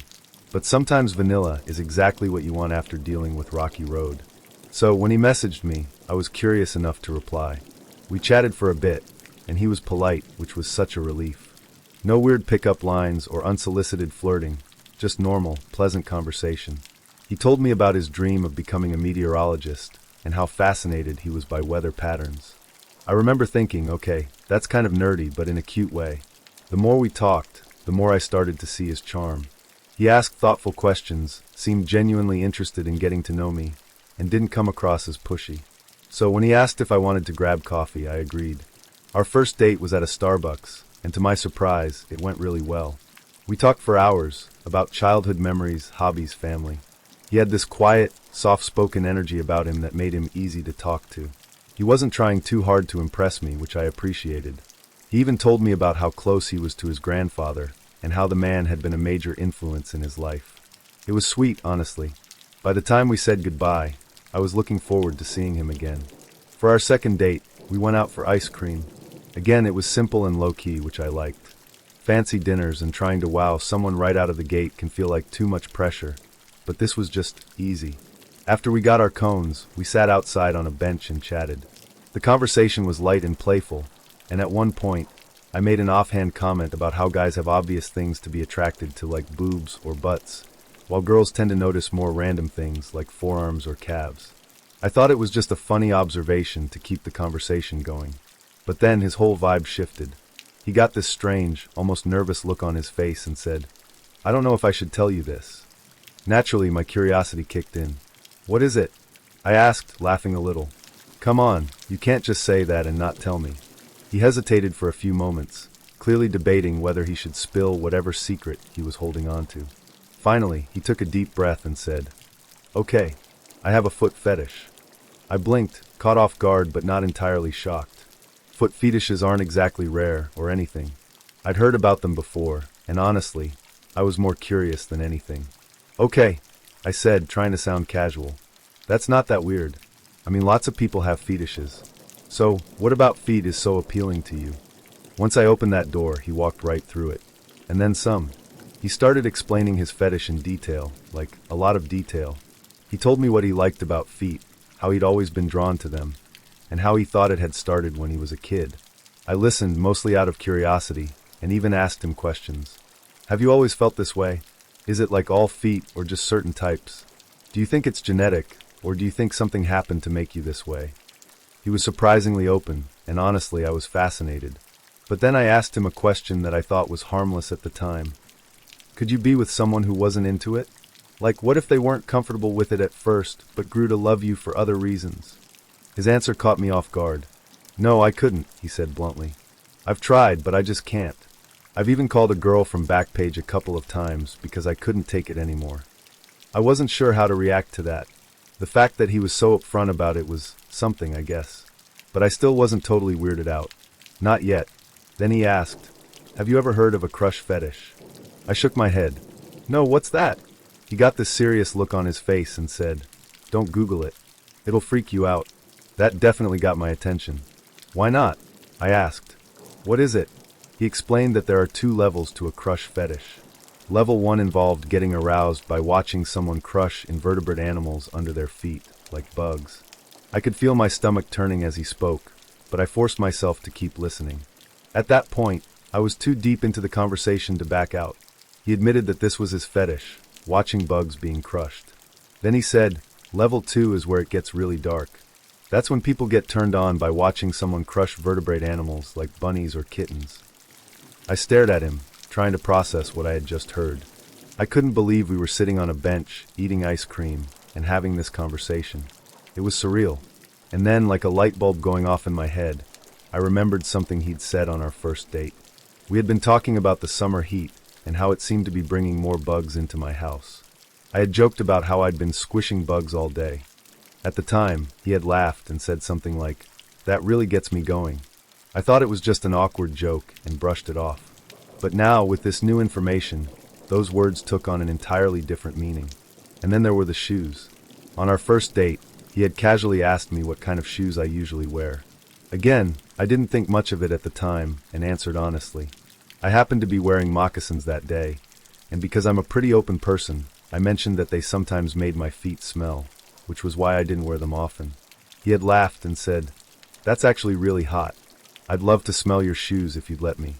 At the time, I thought he was just being quirky and playful. But now, sitting on that bench, everything was starting to click into place. As the date went on, he made more and more forward comments about what turned him on about me. Things I hadn't even realized I was doing, like the shoes I wore or the way I crossed my legs. It was becoming increasingly uncomfortable, and by the end of the date, I was ready to go home. A week or so later, I told him I had met someone else and thought it would be best to end our communication. He seemed to take it well at first, but then a few months later he started texting me again. He sent me 4 or 5 messages asking for my help. He said he'd pay me to let him do stuff with my feet. Long story here, I apologize. About 8 months ago, Tinder date. She suggests brunch at Max's Wine Dive on McKinney. We're in Dallas. I pick her up at the Arpeggio Apartments in Victory Park. She's not ready, so she buzzes me in. Her apartment is beautiful, lots of high-dollar stuff, no roommate. We go to Max's at 1 p.m. She drinks an entire bottle of champagne by herself. We leave, and in the car she says she wants to stop by a shop in West Village. I park in the parking garage and get out. I look for her and don't see her. I hear a noise, so I look around my car and she's squatting next to the wall peeing on the ground. We go into the shop. She takes a few dresses into the changing room and tells me to come over. I stand outside the changing room and she pulls me inside. She completely undresses, gets in the clothes, asks me what I think, undresses, gets in more clothes, etc. She takes about $1,500 worth of clothes to the counter and tells the cashier she really has to pee. Cashier says sorry. My date begs, so cashier relents and takes her into the back, but it's too late. The damage is done. She also buys a new pair of pants. On the way back to her apartment, she answers a call and starts talking in a foreign language that I can't place. Couldn't even guess the continent. She's very nervous and upset. She hangs up and tells me she has to go to her other apartment at the Cirque, also in Victory Park. She asks me to go in with her. We go into her apartment, which is also completely beautiful and belongs only to her. She has a badass telescope that I start playing with. In the mirror, I see her open a safe and put something in her purse. She tells me we need to leave and asks me to take her to my house. We go to my house and she instantly passes out. Stays passed out for about 6 hours. Wakes up, wants Dairy Queen. It's closed and she starts crying. I take her to Sonic. She gets a cheeseburger, a chili dog, cheese fries, and a sundae. We come home, she eats it and throws up. Passes out on my couch. I read and go to sleep. Next morning she asks if she can stay and watch football. I tell her I have plans and need to take her home. She says she can't go to either of her apartments. I tell her too bad, I have plans, and drop her off at Cirque. She texted asking when we could see each other again, but I never responded. Not much of a horror story, but I can say this is one I probably won't forget since I was actually scared for my life. Little background story of my life for the past 5 months. I've been having a lot of issues trying to sleep. Get into bed around October 11th, and I won't be asleep till about 3 to 5, constantly tossing and turning. So, I wouldn't call myself a Tinder addict, but I have been using it for quite some time, and actually have gone out on a lot of Tinder dates. I'm known as the Tinder veteran by my friends, and even my younger sister. Anyways, this guy and I matched probably 2 months ago now. We hit it off. And I would be a liar if I didn't say he was good looking in his pictures. We ended up texting and calling for about a week before deciding to meet in person. We ended up picking a day after I worked, and it was supposed to be a local bar close to where I work. Keep in mind I worked half an hour drive home work. So fast forward to the big day. I didn't end up sleeping till about 5 a.m. this day, and had to wake up to go to work at 7. Worked a full 12-hour day, and left work to meet with this guy. By this time I didn't realize how tired I actually was until I got to my car. I thought about texting him to ask to rain check as I really wanted to go home, and just lay down or take a bath. Instead I sucked it up, and went to go meet him at this bar, which was supposed to be 5 minutes away. Ends up being 15 minutes away from work and 45 minutes away from home. Ugh. I follow my Google Maps to a part of town I have never been to, arrive at the location, but end up soul-seeing the block 5 times cause there were 0 signs indicating that the bar was at this location. End up parking my car in this dimly lit parking lot, looking for this place. Scared shitless, I start thinking up of all these awful scenarios that would happen to me. So I see all these people leaving this old beat-up looking building. I looked and saw a wooden sign that had the name of the bar written on it. Now this just reminded me of a bad horror movie or something. But having made plans and being one to not stand people up, I get out of my car and walk to the front door and go inside. Texted the guy saying, "I'm here, where are you?" Instead of getting a reply like, "Oh, I'm sitting by wherever," I get, "Come inside, I'm here." Like, okay, I know you're here. Odd. I go inside, stand by the door looking for the one person who might be looking toward the door. Finally, this guy sitting at the bar looks at me, and I walk up to him. Bam, it hits me, he looks absolutely nothing like his pictures. Now at this point I thought just leave, you don't owe it to this guy who lied online any of your time. But I decided to give him the benefit of the doubt, and I went and joined him. We start talking, but he's super shady. He's already eating, and probably had a couple drinks as he was there beforehand with a buddy or something. I explained my situation of the day, and apologized for my mediocre company.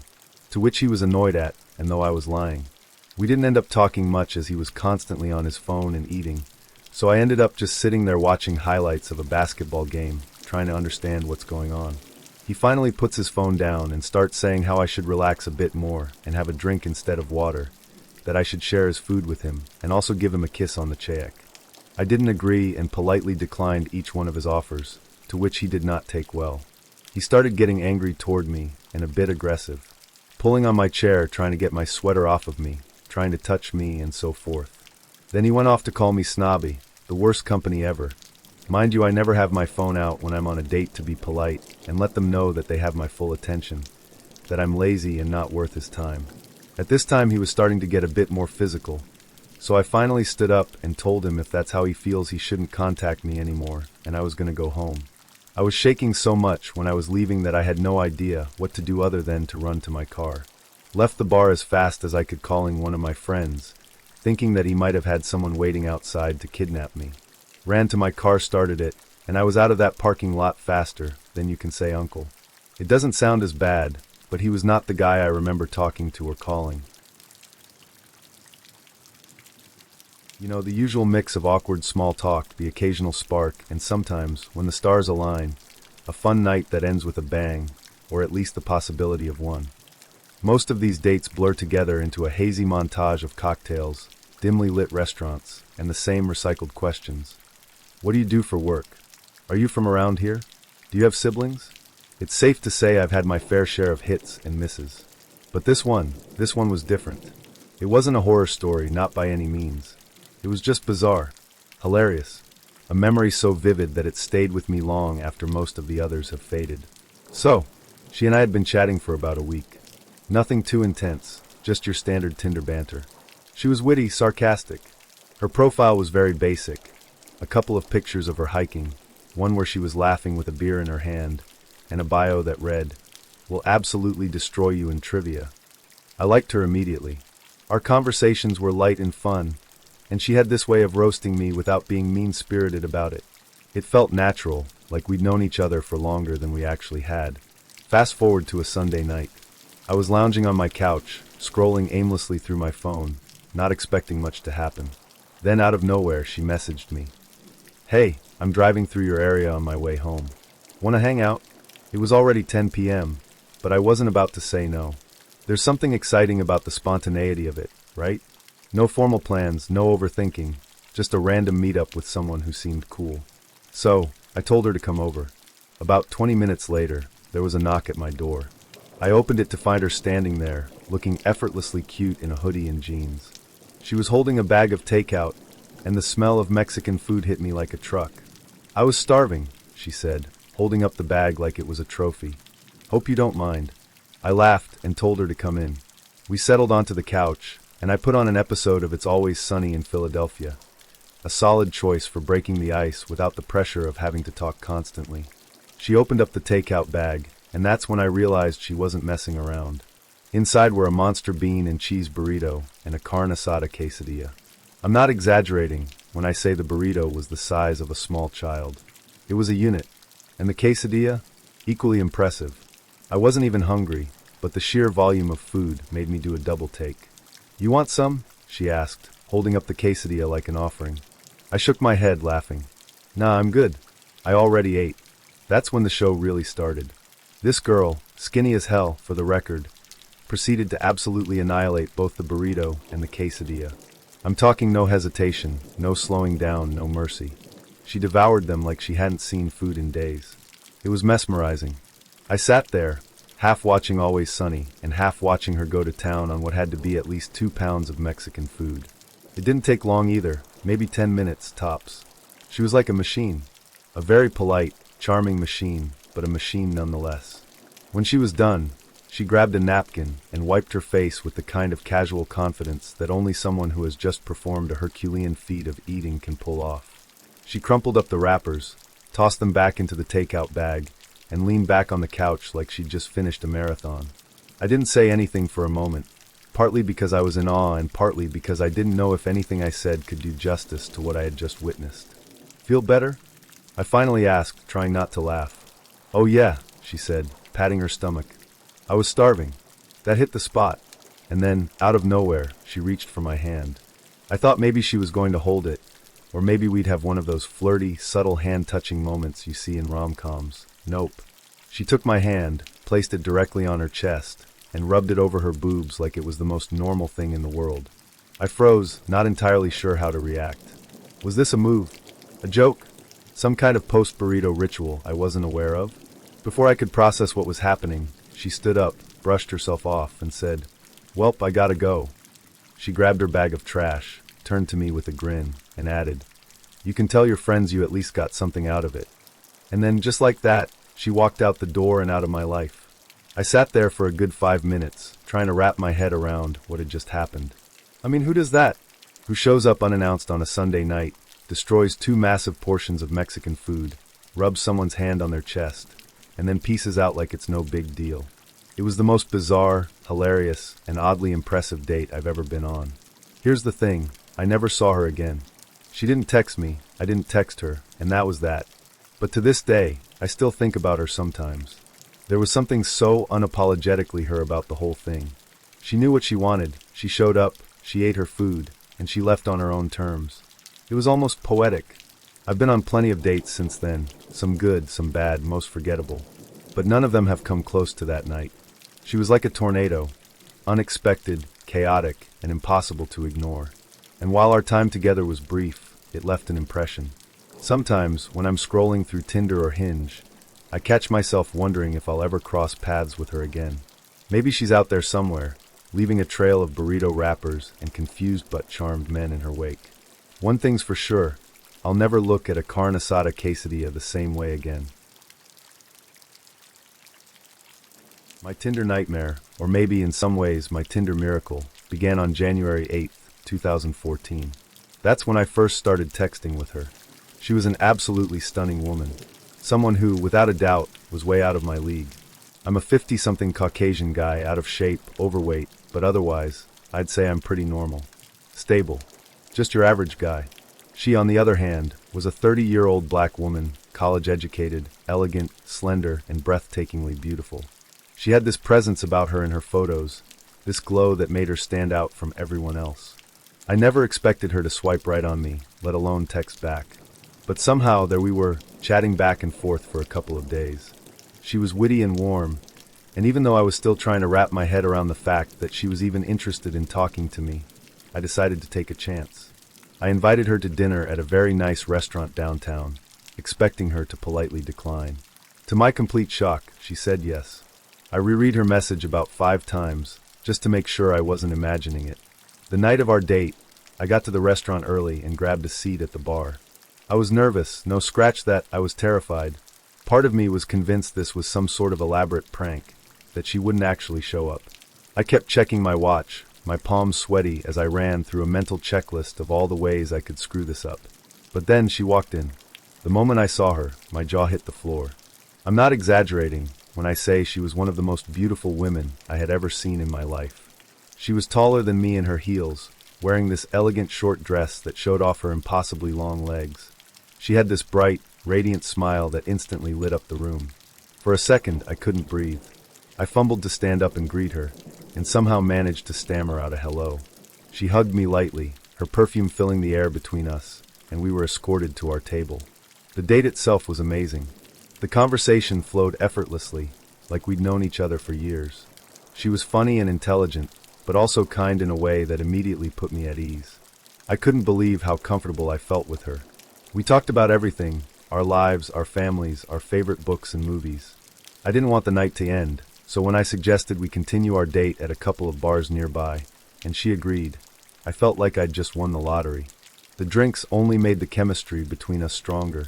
We laughed, shared stories, and at one point, I caught myself just staring at her, wondering how on earth I had gotten so lucky. By the end of the night, she said it was time to head home. Since she'd taken an Uber earlier, I offered to give her a ride, and to my surprise, she accepted. As I drove her back to her place, I kept thinking about how surreal the whole evening felt. I didn't have any expectations going into this. Honestly, I thought I'd just end up making a new friend. I mean, let's face it, the differences between us were obvious. I figured she'd had fun, but probably wouldn't see me as anything more than a nice guy to hang out with. But when we pulled up to her place, she lingered for a moment.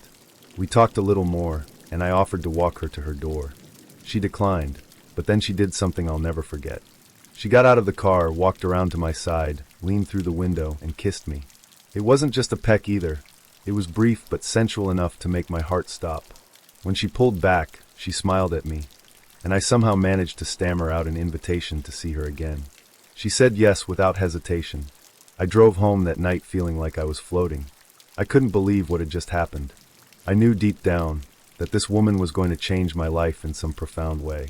Over the next couple of weeks, we saw each other almost every day. Things moved fast, but it felt natural. I was already developing strong feelings for her. She had this way of making me feel like the most important person in the world, even when we were just sitting on the couch watching TV or grabbing coffee at a little cafe. But as perfect as everything seemed, I couldn't shake this nagging feeling that something was off. It wasn't anything obvious. She was affectionate, attentive, and seemed genuinely happy to be with me. But there was this undercurrent, this weight, like she was holding something back. Then one night, it all came to a head. We were out at a bar, laughing and having a good time, but I could tell she was distracted. As we were leaving, she turned to me and said, "We need to talk." My stomach dropped. I thought for sure this was the moment she was going to tell me that the differences between us were too much, that she couldn't see a future with me. I braced myself for the friend zone, but what she said next completely blindsided me. She asked me to listen and not say anything until she was finished. I agreed, though my mind was already racing. She started by telling me that she had developed strong feelings for me, but there was something she needed to tell me, something that might make me reconsider pursuing a relationship with her. My mind went into overdrive. Was she married? Did she have a criminal past? Then I remembered something from a few nights earlier. We had been making out, and when I touched her chest, I noticed her breasts felt different. I assumed she had implants, and for a brief, horrifying moment, I wondered if she was about to tell me she was transgender. Not that it would have been a deal breaker, but it would have been a shock. But no, what she told me was something I never could have prepared for. With tears in her eyes, she said, "I have stage 4 breast cancer." I felt like the ground had just been ripped out from under me. She explained that she had been diagnosed 4 years earlier as stage 3 and had undergone a double mastectomy, radiation, and chemotherapy. The cancer had gone into remission for a while, but now it was back. She was scheduled to start chemo again in 2 weeks. She looked at me, her voice steady but vulnerable, and said, "I'll understand if this is too much for you. I wouldn't blame you if you wanted to walk away." I didn't even have to think about my answer. I told her that I adored her, that she was an incredible woman, and that if she wanted me by her side for this journey, I would be honored. We kissed, and then we just held each other for what felt like hours. By the time we said goodnight, I was emotionally drained. I cried all the way home. The next year of my life was both the hardest and the most beautiful year I've ever lived. We packed a lifetime into 2014. She showed me what grace truly meant. Even as she went through chemo, she carried herself with this quiet strength and elegance that left me in awe. She never complained, never let herself feel like a victim. She even made the trip to Japan to visit me while I was there for work, squeezing it in between her treatments. We made the most of every moment we had together, knowing our time might be limited. And when the end finally came, 15 months after we met, I was there with her. Losing her was devastating, but I wouldn't trade the time we had for anything in the world. Jenny, you changed my life. You made me a better man, and I'll carry your memory with me forever. I love you. I miss you. And I'll never forget the incredible, beautiful woman who taught me what it means to truly live. My sophomore year of college was full of questionable decisions, but one story stands out above the rest as the absolute pinnacle of awkwardness, regret, and just plain weirdness. It all started with a girl I'd been talking to on Tinder. She went to a university about an hour away, and we'd been messaging back and forth for a couple of months. She seemed cool. Things were going pretty well, so when she invited me to her 21st birthday party, I figured why not. She made it sound like it was going to be a huge blowout, and she was adamant that I had to come. She even threw in a few, "It wouldn't be the same without you" messages for good measure. I was sold. Now, I wasn't about to roll up to this party alone, so I convinced 2 of my fraternity brothers to come with me. It was a bit of a road trip, but we figured it'd be a fun night, hit up the party, meet some new people, throw back a few drinks, and maybe make some memories. The 3 of us piled into my buddy's car, hyped ourselves up on the way, and rolled into her college town, ready for a wild night. When we got to the address she gave me, I could tell right away that something was off. The house was quiet, like really quiet. No music, no people spilling out onto the lawn, no sign of the big party she'd promised. My friends and I exchanged a few skeptical glances, but I figured maybe everyone was inside, and the party was just getting started. So we knocked on the door. She answered with a big smile, looking really cute in a party dress. I was optimistic for about 0.2 seconds, until I glanced past her and realized the big party was actually just her and her 2 roommates sitting on the couch. No music, no decorations, no drinks, nothing. Just the 3 of them hanging out, like it was a normal Tuesday night. My friends and I stepped inside, trying to mask our confusion, but the awkward vibes hit us like a brick wall. It got worse.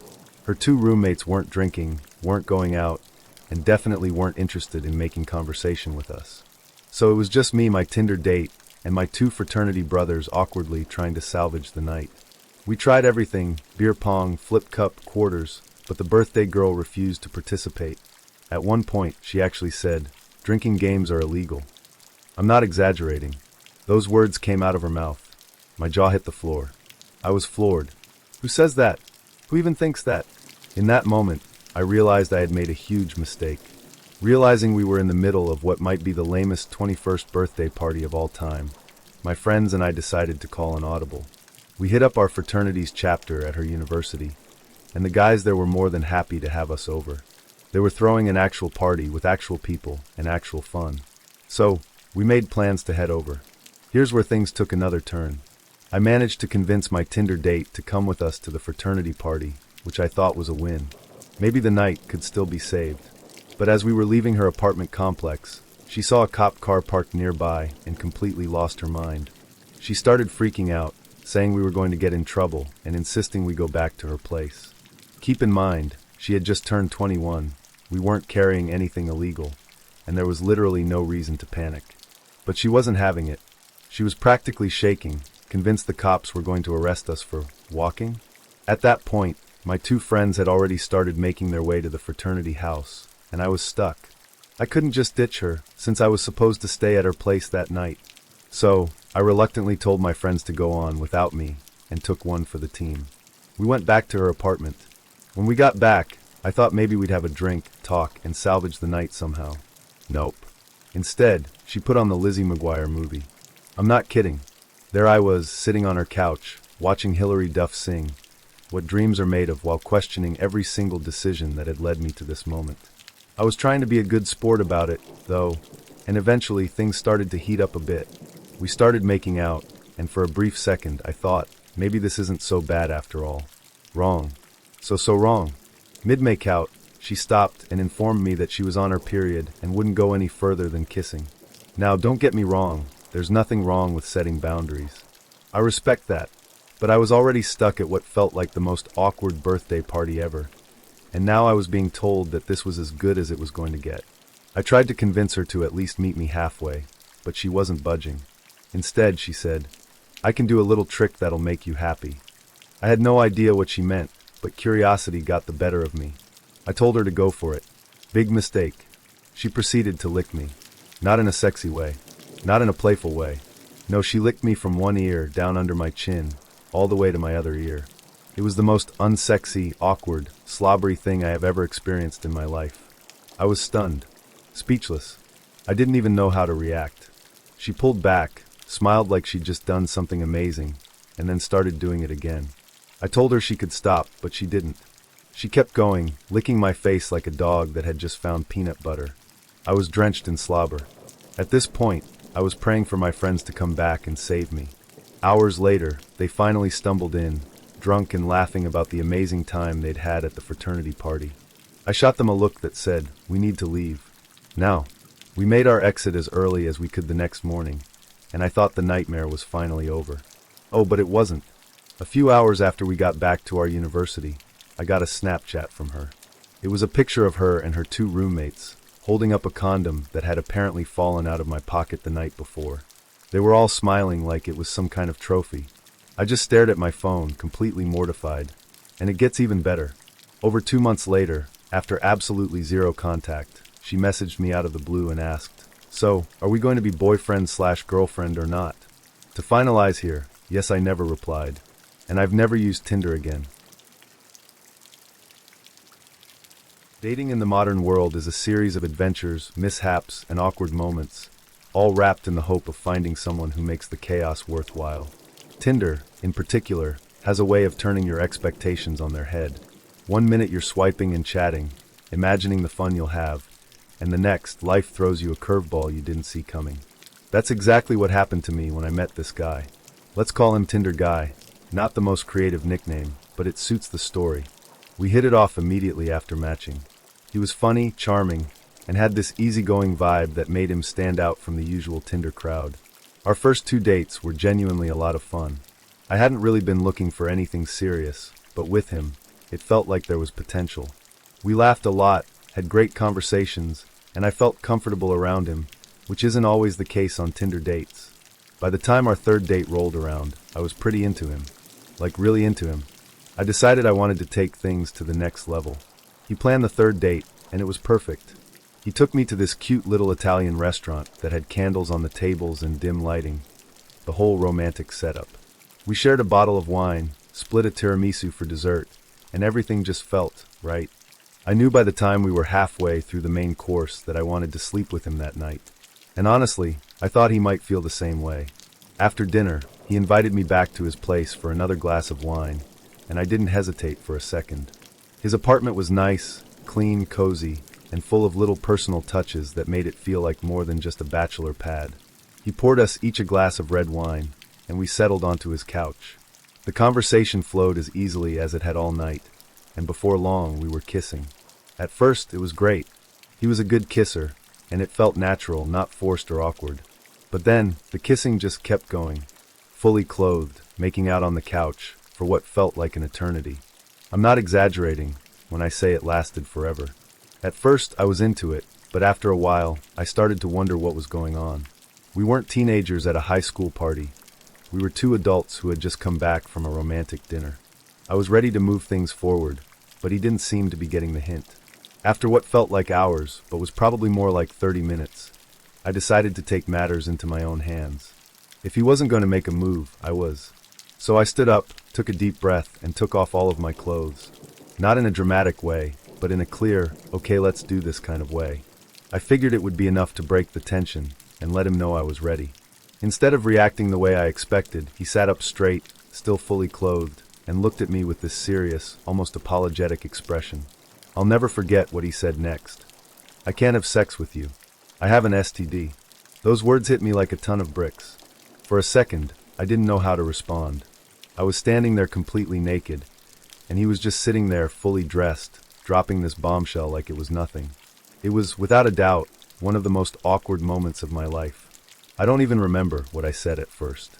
Probably something like, "Oh, okay," because what else can you say in a situation like that? I sat back down on the couch and quickly started putting my clothes back on, trying to maintain some semblance of dignity. My mind was racing. Part of me was mortified, but another part of me was grateful. I mean, he could have not told me. He could have gone through with it and let me find out later, which would have been a million times worse. The fact that he was upfront about it was, in hindsight, a good thing. But in the moment, it was just incredibly, painfully awkward. I tried to be nice about it. I really did. I told him I appreciated his honesty and that I wasn't upset, but it was clear that the night was over. The vibe had gone from romantic and exciting to uncomfortable and strange in a matter of seconds. I grabbed my bag, gave him a polite goodbye, and left his apartment as quickly as I could without making it seem like I was running away. The whole drive home, I replayed the night in my head, trying to figure out where it had all gone wrong. I mean, I couldn't exactly blame him. It wasn't his fault he had an STD, and I respected him for being honest about it. But I also couldn't help but feel a little disappointed. I'd been so excited for that night, and it had ended in the most awkward way imaginable. When I got home, I texted a couple of my friends to tell them what had happened, and their responses were a mix of shock, laughter, and relief. One of them said, "Well, at least he told you. That's more than a lot of guys would do." And she was right. As awkward as it had been, I was grateful that he'd been upfront with me. It could have gone a lot worse. Dating apps are like a box of chocolates. You never know what you're going to get. Sometimes you match with someone, and the connection is like instant. Other times, you end up with a story so surreal it feels like a bad rom-com plotline. This is one of those stories, and let me tell you, it's a real doozy. I live in the Midwest, where people pride themselves on being friendly, down-to-earth, and honest. So when I matched with a girl on Bumble, who seemed like the embodiment of Midwest charm, I was hopeful. Her profile was simple and intriguing. A bright smile, a picture of her hugging a golden retriever, and a bio that read, "Lover of sunsets, road trips, and family dinners." We started chatting, and she was every bit as sweet as her profile suggested. Let's call her Emma, shall we? Emma and I messaged for about a week before setting up a date. Our conversations were easy. She was funny, quick-witted, and had this way of making me feel like she was genuinely interested in what I had to say. We bonded over our shared love of hiking and small-town diners, and before long, I was looking forward to meeting her in person. She suggested a local bar for our first date, a cozy place with live music and great cocktails. I liked that she picked the spot. It showed initiative, and it was a place I'd been meaning to check out anyway. The night of the date, I showed up a little early, nerves buzzing but optimistic. When Emma walked in, I immediately recognized her from her photos. She had the same bright smile, the same warm energy. She was even prettier in person, and I couldn't help but feel like I'd hit the jackpot. We hugged hello, ordered drinks, and settled into a booth near the stage. The first half of the date was great. We talked about everything, our jobs, our families, our favorite books and movies. She told me about her job as a social worker and how rewarding it was to help people, even though it could be emotionally draining. I told her about my weekend hiking trips and my ongoing quest to find the best burger in the city. The conversation flowed easily, and I felt like we were really clicking. But then, halfway through the date, something changed. Emma started glancing at her phone more and more. At first, I didn't think much of it. Maybe she was checking the time or responding to a quick text. But her expressions grew more serious, and she seemed distracted. I asked if everything was okay, and she gave me a tight smile and said, "Yeah, just a little family thing. Nothing to worry about." I didn't want to pry, so I let it go, but the mood had shifted. She wasn't as engaged in the conversation anymore, and I could tell her mind was elsewhere. Still, I figured maybe she was just having an off moment. Everyone has those, right? About 20 minutes later, she looked at her phone again and suddenly gasped. "Oh no," she said, her voice tinged with panic. "I just got a text from my mom. She's having a medical emergency, and I need to go check on her." I froze for a second, unsure of what to say. "Oh my God, is she okay? Do you need help?" No, it's fine," she said quickly, grabbing her coat and bag. "I just need to get home. I'm so sorry to cut this short." I stood up, still processing what was happening. "Do you want me to drive you? Or call someone for you?" "No, it's okay. I'll call an Uber. Thank you for understanding." And just like that, she was gone. I sat back down, staring at my half-empty glass of beer, trying to make sense of what had just happened. The date had been going so well, and now it was over, just like that. I felt bad for Emma and her mom, but I also couldn't shake the feeling that something about the whole situation felt off. I finished my drink, paid the tab, and left the bar. As I was walking back to my car, still replaying the night in my head, I spotted Emma. She was just a few blocks away, standing under a street lamp. But she wasn't alone. She was with another guy. They were laughing, her arm hooked around his, and there was no sign of the panic or urgency she'd shown just minutes earlier. My stomach dropped. I stopped in my tracks, staring at them from a distance as reality sank in. There wasn't any family emergency. She'd lied to get out of the date. I felt a mix of emotions, embarrassment, anger, confusion. Mostly, though, I just felt stupid. I'd been duped, plain and simple. I debated confronting her, but decided against it. What good would it do? She clearly wasn't interested, and calling her out would only make things more awkward. Instead, I got in my car and drove home, feeling humiliated and defeated. The next day, I told my friends what had happened. Their reactions ranged from outrage to laughter, with one friend joking, Well, at least she didn't fake her own death. I tried to laugh it off, but it still stung. I thought about texting Emma to call her out, but I decided it wasn't worth the effort. She'd made her choice, and honestly, I didn't want to waste any more time on someone who clearly wasn't honest. A few days later, though, I got a message from her. "Hey, I had such a great time with you the other night. Would love to see you again soon." I stared at the message, dumbfounded. Was she serious? Did she think I hadn't seen her with that other guy? Or was she just hoping I'd forgotten about the whole family emergency thing? I didn't reply. Instead, I deleted the conversation and unmatched her. Looking back, the whole experience was a lesson in trusting my gut. The moment she started acting distracted, I should have known something was up. People don't just suddenly change their demeanor like that without a reason. Dating apps are a wild ride. Sometimes you meet great people, and sometimes you end up with stories like this one. Awkward, frustrating, and a little bit ridiculous. But hey, at least I got a good story out of it. And now, whenever someone mentions a family emergency, I can't help but smile and think, sure, Jan. It began innocently enough. I matched with a guy on Hinge who seemed like the picture-perfect gentleman. He was British, had a sharp sense of humor, and his profile was full of little tidbits about himself. He loved museums, hiking, and cooking. He even had a picture of himself holding a cup of tea while reading, and I'll admit, I swooned just a little. Let's call him Edward. Edward and I hit it off right away. We had long conversations about books, travel, and our favorite cuisines. He had this posh, polite way of texting that made him seem like a character out of a Jane Austen novel. When he asked if I'd like to come over for dinner at his flat, I thought, why not? He seemed trustworthy, and he said he'd cook for me, which sounded romantic. The night of the date, I dressed up a little, feeling both excited and nervous. His flat was in a nice part of town, and when I arrived, he greeted me warmly. He was just as charming in person as he'd been over text, and his flat was immaculate. Minimalist decor, bookshelves lined with classics, and a faint smell of garlic wafting from the kitchen. It felt inviting, like stepping into the home of someone who really had his life together. "Dinner's almost ready," Edward said, leading me to the kitchen. "Make yourself comfortable." I sat at the small dining table while he stirred something on the stove. Everything seemed perfect, until I started to notice the decor. At first, it was subtle. There was a sleek knife block on the counter, which didn't seem unusual. But then I noticed a large display case mounted on the wall, filled with knives. Not just kitchen knives, but all kinds. Hunting knives, daggers, even a few that looked like they belonged in a medieval museum. "Nice collection," I said, gesturing to the display. Edward glanced over his shoulder and smiled. "Ah, yes. It's a bit of a hobby of mine." I nodded, trying not to overthink it. Everyone has hobbies, right? But as I looked around the room, I realized the knives weren't limited to just one display. There was another case on the opposite wall, this one filled with even larger blades, machetes, cleavers, and a sword that looked like it belonged to a Viking. "Wow, you've got quite a collection," I said, trying to keep my tone light and casual. He chuckled. "Yes, I've been collecting knives for years. Each one has a story.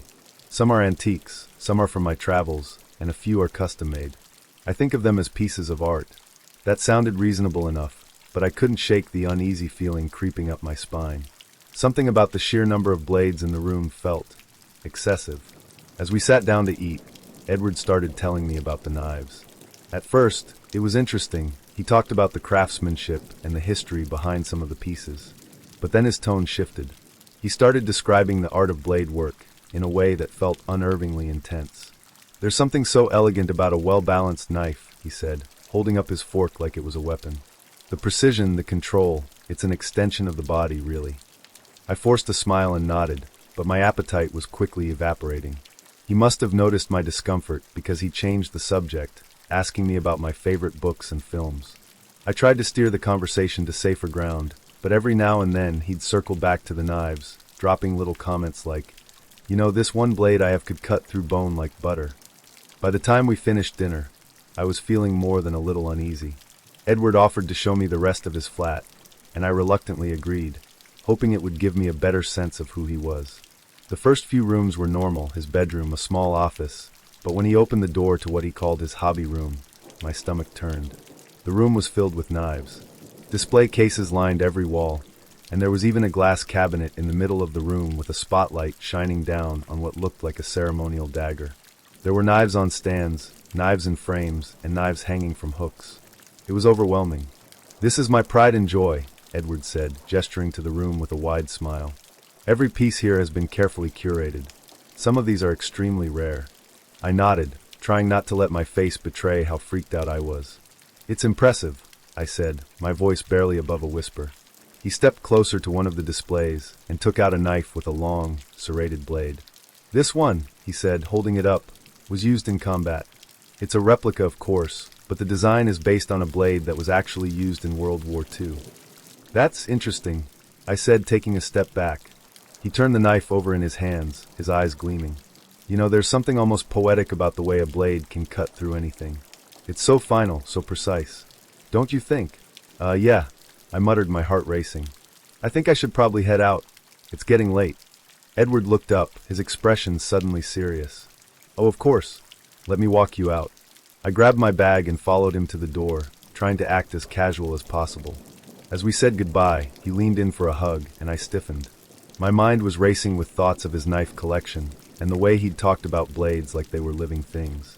When I finally got to my car, I let out a shaky breath and locked the doors. The whole drive home, I couldn't stop thinking about the knives. Was I overreacting? Was he just a passionate collector, or was there something darker beneath the surface? The next day, Edward texted me, saying he'd had a wonderful time and would love to see me again. I stared at the message, my stomach twisting. I didn't know how to tell him that his obsession with knives had freaked me out, so I simply said, "Thanks for dinner, but I don't think we're a good match." He replied with a polite, "No worries. Take care," and I thought that was the end of it. But a week later, I got a package in the mail. There was no return address, but when I opened it, I found a small knife inside. It was a sleek, delicate blade with a note that read, "A gift for someone as sharp as you." I froze, my heart pounding. I had no idea how he'd gotten my address, and I didn't want to find out. I threw the knife in the trash and blocked his number. Looking back, I can't say for sure if Edward was dangerous or just incredibly intense. Maybe he really was just a passionate collector. But when it comes to dating, sometimes your gut knows better than your heart, and my gut was screaming, "Get out." Dating apps can lead you down some strange roads, but nothing prepared me for the absolute nightmare of this Tinder date. It started out like any other match, casual banter, shared hobbies, and some flirty back and forth that made me think this could be something fun. She was a Korean-American woman, absolutely gorgeous, and seemed really laid back. Let's call her Gina. Gina and I had an instant connection over text. We talked about our favorite movies, swapped Spotify playlists, and even joked about how awkward first dates can be. She suggested we meet up at a karaoke bar, and honestly, I loved the idea. It was unique, fun and casual, with none of that staring awkwardly across the table energy that so many first dates have. When the night of the date rolled around, I was feeling good. I arrived at the karaoke bar a few minutes early and grabbed a booth. The place was lively, with groups of friends belting out pop songs and sipping on soju cocktails. It felt like the perfect spot to loosen up and have a good time. When Gina walked in, I was blown away. She looked even better in person, stylish but effortless, with this confident energy that made everyone in the room glance her way. She greeted me with a warm smile, and we immediately hit it off. We ordered drinks, and the conversation flowed like we'd known each other for years. She told me about growing up with strict parents who wanted her to be a doctor, how she rebelled by majoring in art, and her plans to open her own studio someday. I told her about my love of cooking, and how I'd been trying to perfect my kimchi fried rice recipe. She laughed and said she'd be the judge of that someday. Eventually, we decided to start singing. I chose a cheesy 80s ballad, and she picked a K-pop song that she absolutely nailed. We were laughing, clinking glasses, and having the kind of first date that makes you hope there'll be a second. But then things took a turn. After a couple of hours, we were sitting back in the booth, sipping our drinks, when Gina got this faraway look in her eyes. I asked if she was okay, and she hesitated before saying, "There's something I should probably tell you." My stomach did a little flip. That's never a good sign on a first date. "Sure," I said, trying to keep my tone casual. "What's up?" She took a deep breath and said, "My ex-boyfriend left me because he thought I was possessed." I laughed, thinking it was a joke, but her face stayed completely serious. "I'm not kidding," she said, her voice dropping to almost a whisper. "He said there's something wrong with me, that I have some kind of spirit attached to me." I blinked, not sure how to respond. What do you mean? Like he thought you were haunted or something. She nodded. It started a couple of years ago. Weird things would happen around me, lights flickering, stuff moving. At first, I thought it was just coincidences, but then I started having these episodes. Episodes? I asked, my voice cracking slightly. She looked down at her drink, swirling it around. Sometimes I black out, and when I come to, people tell me I was saying things I don't remember. My ex said my voice changes, like it's not me speaking. I let out a nervous laugh, hoping she'd crack a smile, and tell me this was all some elaborate joke. But she didn't. She just stared at me with those dark, serious eyes, and I felt a chill run down my spine. Are you messing with me right now? I asked, trying to keep my voice steady. No, she said firmly. I wish I was. There was an awkward silence, and I was about to suggest we call it a night when it happened. Gina's eyes rolled back in her head, and she let out this guttural, animalistic sound that made the hairs on the back of my neck stand up. Her body went rigid, and she started muttering under her breath in a voice that didn't sound like hers. I froze, my brain scrambling to figure out what the hell was going on. Was she having a seizure? A panic attack? Was this some kind of prank? Gina, I said, my voice shaky. Are you okay? She didn't respond. Instead, she started speaking louder, but it wasn't in English or Korean for that matter. It was some guttural, raspy language I didn't recognize. Her hands clenched into fists, and her whole body seemed to tremble. I panicked. I looked around the bar, hoping someone might notice and come over to help, but everyone else was too busy singing and laughing to pay attention. Gina, you're scaring me, I said, reaching out to touch her arm. The second I touched her, her head snapped toward me, and her eyes locked onto mine. They didn't look like her eyes anymore. They were cold, almost lifeless. I flinched, pulling my hand back as she let out a low, menacing laugh. And then just as suddenly as it started, it stopped. Her body relaxed, and her eyes returned to normal. She blinked a few times, looking confused. What just happened? She asked, her voice soft and shaky. I stared at her, my heart pounding in my chest. You don't remember? She shook her head, looking genuinely concerned. No. Did I have one of my episodes? I didn't know what to say. Part of me wanted to bolt out of there and never look back, but another part of me felt bad for her. She seemed terrified, like she didn't understand what was happening to her any more than I did. Yeah, I said finally. I think you did. She looked down at her hands, her face pale. I'm so sorry. I told you this would happen. I didn't know what to say. What do you say when your date might be possessed by a spirit? After a few minutes of awkward silence, I suggested we call it a night. She nodded, and I walked her to her car. She apologized again, saying she understood if I didn't want to see her again. I told her to get home safe, and watched as she drove away. That was the last time I saw Gina.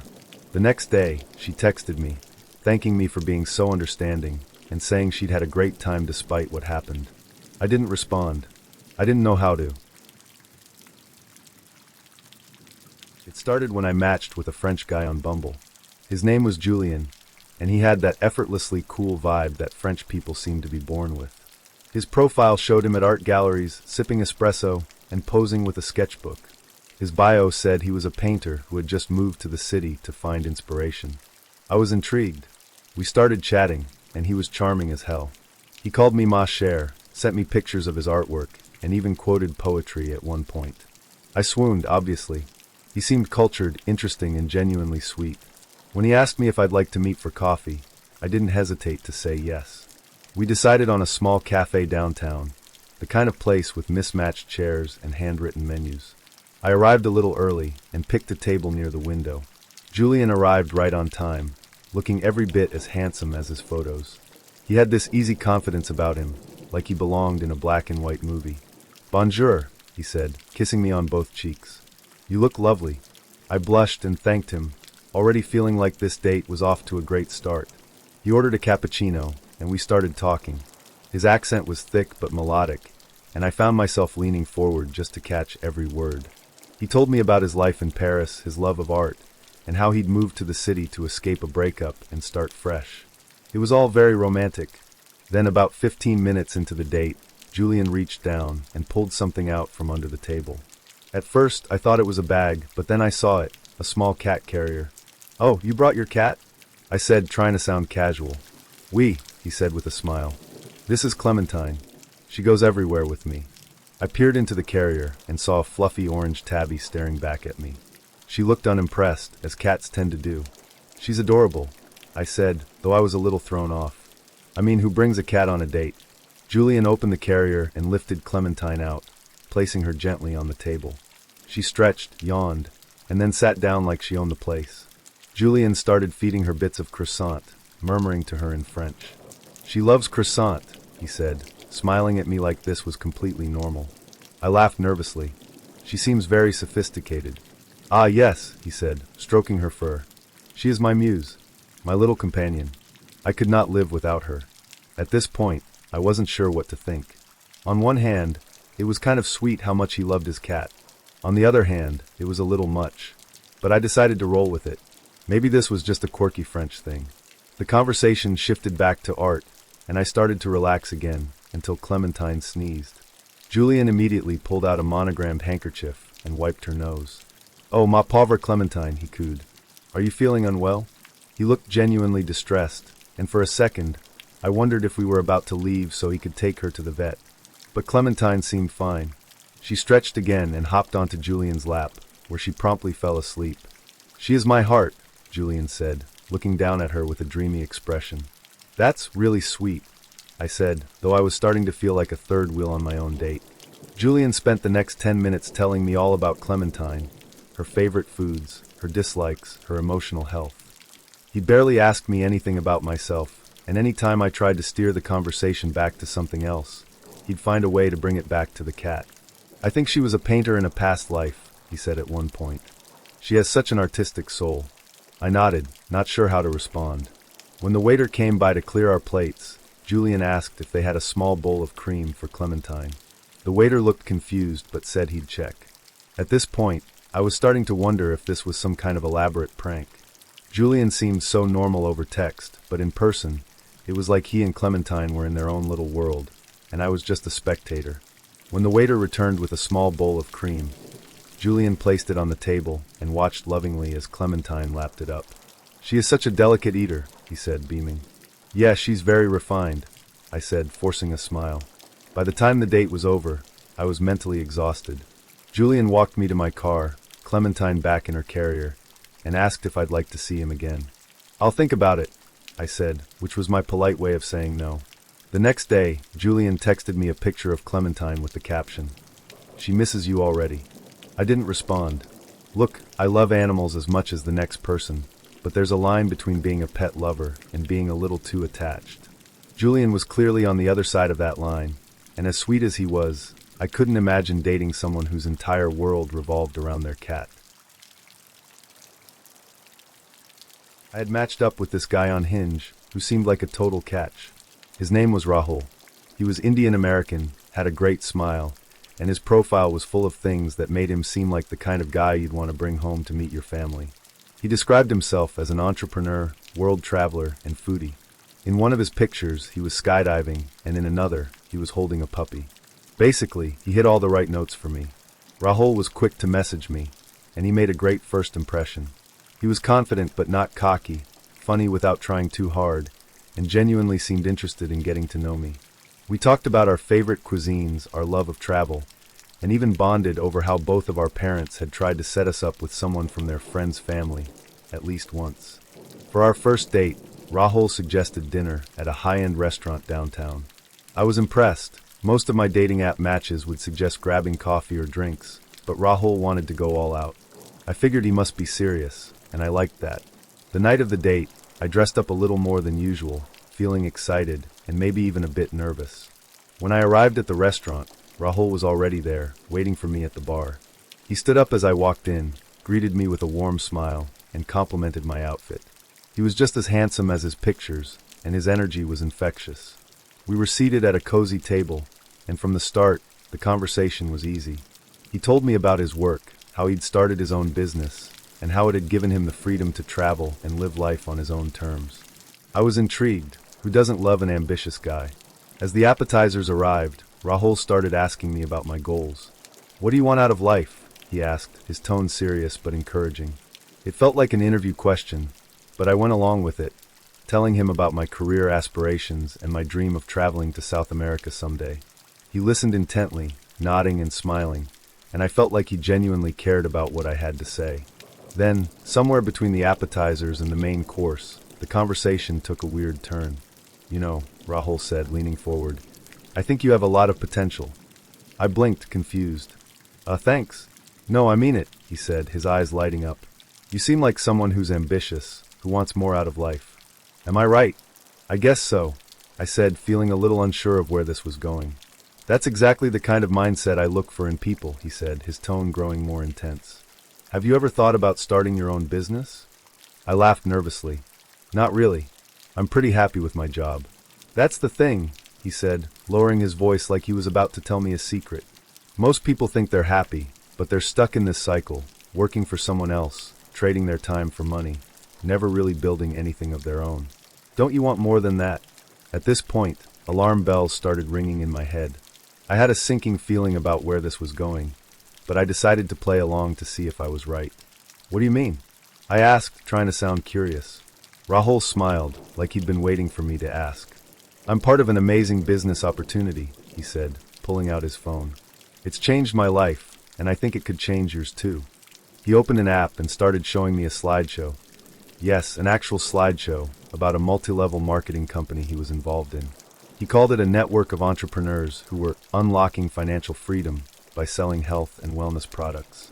"It's not just about the products," he said, his voice brimming with enthusiasm. "It's about building a team, empowering others, and creating passive income. The best part? You can do it all from your phone." I stared at him, dumbfounded. Was this really happening? Was I actually on a date with someone who was trying to recruit me into an MLM? "That's interesting," I said, trying to keep my tone neutral. "It is," he said, mistaking my politeness for genuine interest. "I started just a year ago, and now I'm making more money than I ever did at my old job. And the people I've met, they're like family. It's not just a business, it's a lifestyle."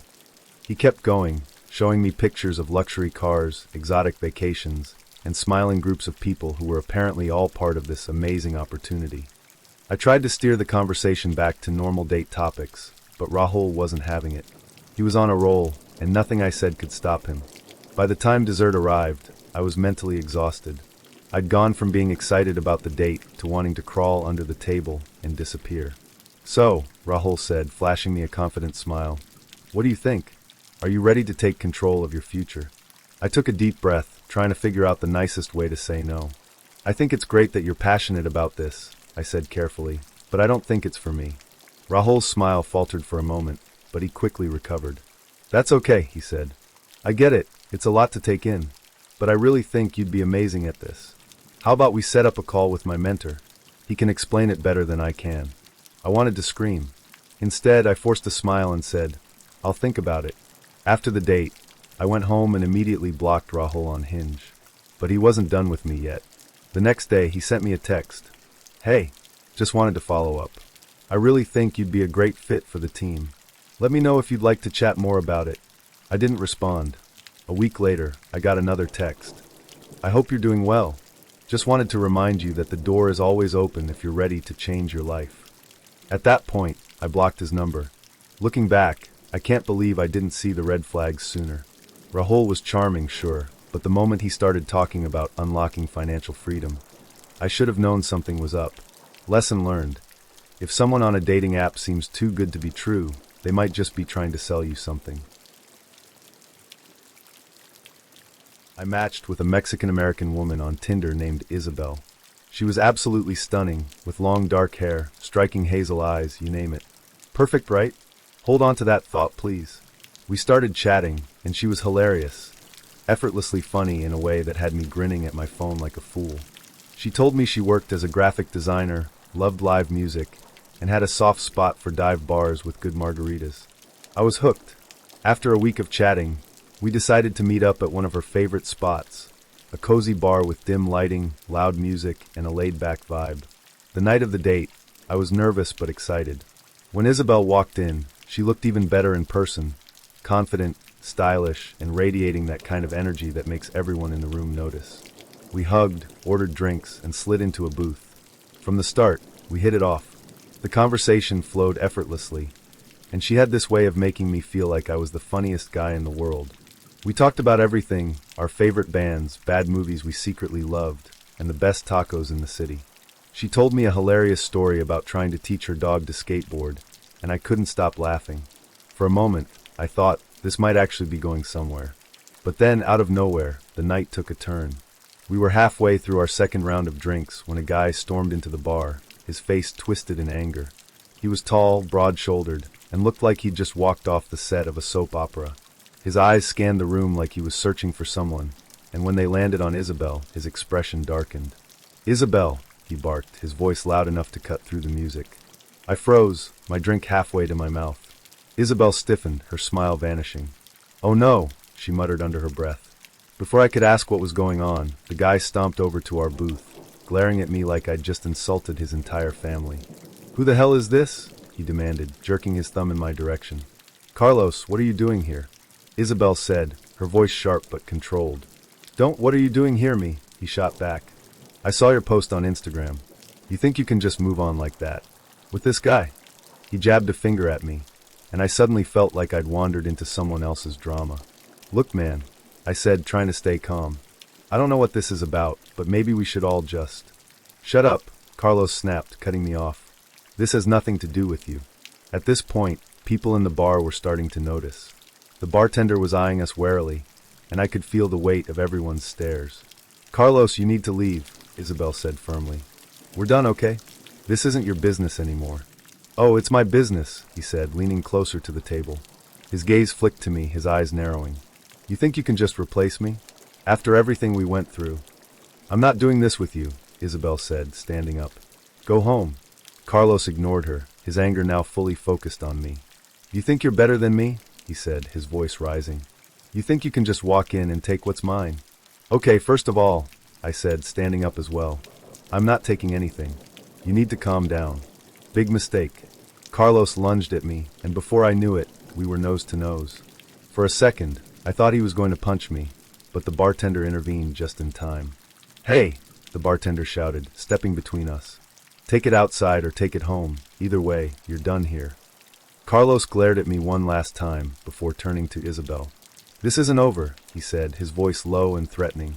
Then he stormed out of the bar, leaving a trail of tension in his wake. I let out a breath I hadn't realized I was holding and sat back down, my heart racing. Isabel looked mortified. "I'm so sorry," she said, her voice barely above a whisper. "I didn't think he'd actually show up." "What the hell was that?" I asked, trying to process what had just happened. "That was my ex," she said, rubbing her temples. "We broke up a few months ago, but he's not handling it well." "No kidding," I said, glancing toward the door as if Carlos might come back at any second. "I thought he'd moved on," she continued, her voice trembling slightly. "I didn't think he'd still be keeping tabs on me." I didn't know what to say. Part of me felt bad for her. Clearly, she hadn't asked for this. But another part of me was wondering what kind of baggage I'd just stumbled into. "Maybe we should call it a night," I said finally. She nodded, looking genuinely upset. "Yeah, that's probably a good idea." I walked her to her car, constantly glancing over my shoulder to make sure Carlos wasn't lurking in the shadows.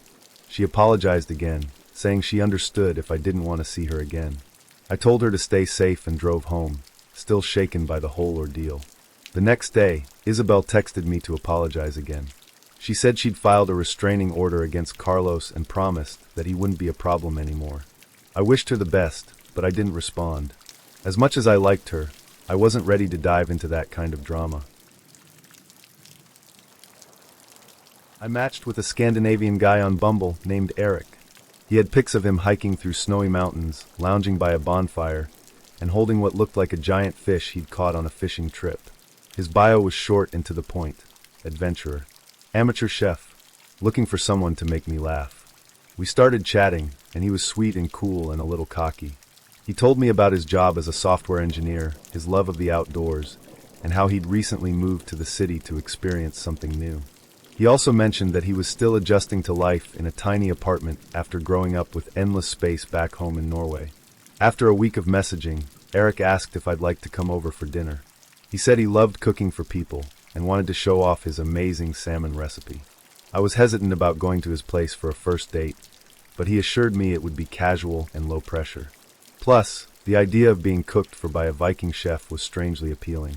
The night of the date, I showed up at his apartment building, feeling a mix of excitement and nerves.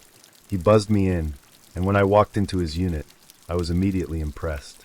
The place was small but cozy, with minimalist Scandinavian decor, lots of light wood, neutral tones, and candles. It looked like something out of a home design magazine. "Welcome," Eric said, flashing me a warm smile. He was wearing an apron and holding a wooden spoon, which was somehow both adorable and very attractive. The smell of roasted salmon and fresh dill filled the air, and I could hear soft jazz playing in the background. It felt so comfortable, like he'd put real effort into making the evening special. "Wow, this is amazing," I said, taking off my coat. "Thank you," he said. "Make yourself at home, dinner's almost ready." As I settled onto the couch, I heard a door creak open behind me. I turned around just in time to see a man step out of one of the bedrooms. He was about the same age as Eric, wearing sweatpants and a t-shirt, and had the kind of bedhead that suggested he'd just woken up from a nap. "Oh hey," he said, rubbing his eyes. "You must be Eric's date." Before I could respond, Eric poked his head out of the kitchen. "Oh yeah, this is Oscar. He's my roommate." Oscar plopped down in the armchair across from me, grinning like we were old friends. "Nice to meet you. So, where are you from?" I glanced at Eric, who looked a little sheepish. Nice to meet you too," I said, trying to hide my confusion. "I'm from here, actually." Oscar nodded, then leaned forward like he was about to interview me. "What do you do for work? How did you and Eric meet? Are you into hiking, or is that just his thing?" Before I could answer, Eric appeared with 2 glasses of wine. "Oscar, don't you have something to do?" he asked, his tone light but pointed. Oscar shrugged. "Not really. I was just going to hang out. Is that okay?" I smiled awkwardly, unsure of what to say. Eric shot me an apologetic look and handed me a glass of wine before disappearing back into the kitchen. For the next 10 minutes, Oscar peppered me with questions about my job, my hobbies, my family, even my favorite Netflix shows. He wasn't mean or rude, but his energy was overwhelming. I felt like I was being interrogated by someone who was trying way too hard to be my best friend. Finally, Eric called us to the table, and I thought, great, maybe Oscar will go do something else now. But no, he pulled up a chair and joined us, as if it were completely normal for a roommate to third wheel a first date. "Wow, this looks amazing," I said, trying to focus on the food. "Thanks," Eric said, smiling at me. "I hope you like salmon." Before I could take a bite, Oscar chimed in. "Oh, you're in for a treat. Eric makes the best salmon. He learned the recipe from his grandmother. Right, Eric?" Eric nodded, clearly trying to keep his cool. "Yeah, that's right. It's a family recipe." Oscar launched into a story about the time Eric had tried to cook the same dish for a group of friends and accidentally set off the fire alarm. Eric laughed nervously, but I could tell he was getting frustrated. As the meal went on, Oscar continued to dominate the conversation. He told me about his job, his recent breakup, and his plans to adopt a dog. He even started giving me fun facts about Eric, like how he's afraid of spiders and once got lost in the woods for 6 hours during a camping trip. At one point, Eric tried to steer the conversation back to me, asking about my favorite travel destinations. But before I could answer, Oscar jumped in with a story about his trip to Iceland. By the time we finished dinner, I was mentally drained.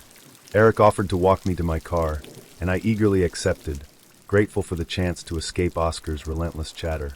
As we walked outside, Eric sighed. "I'm so sorry about Oscar. He's a lot." "It's okay," I said, smiling weakly. "He seems nice."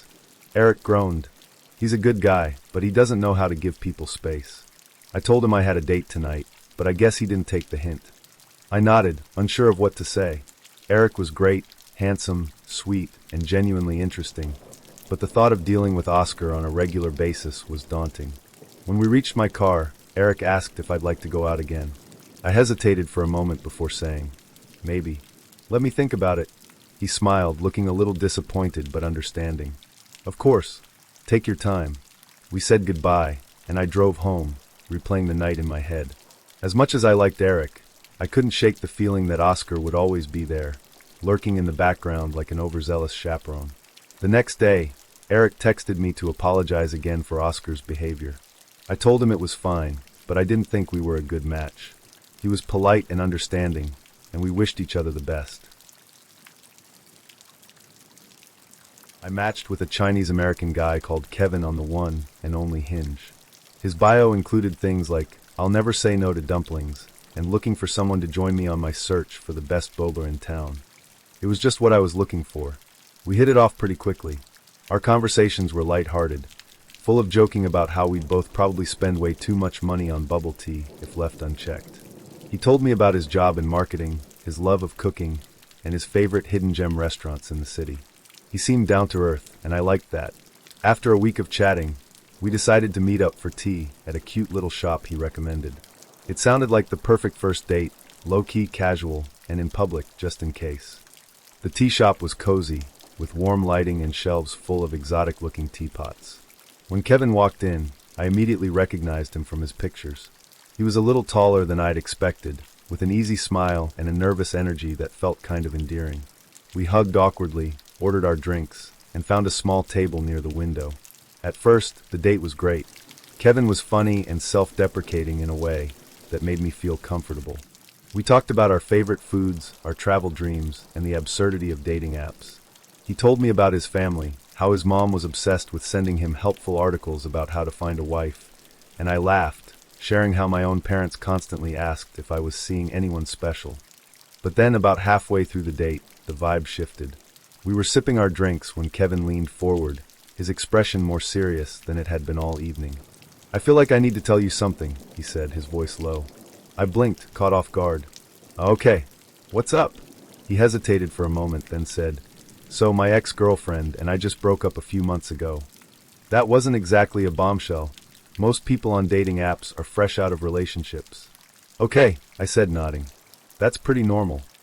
"No, but she left me for someone else," he said, his voice tightening. "It was brutal. She just moved on like I didn't matter."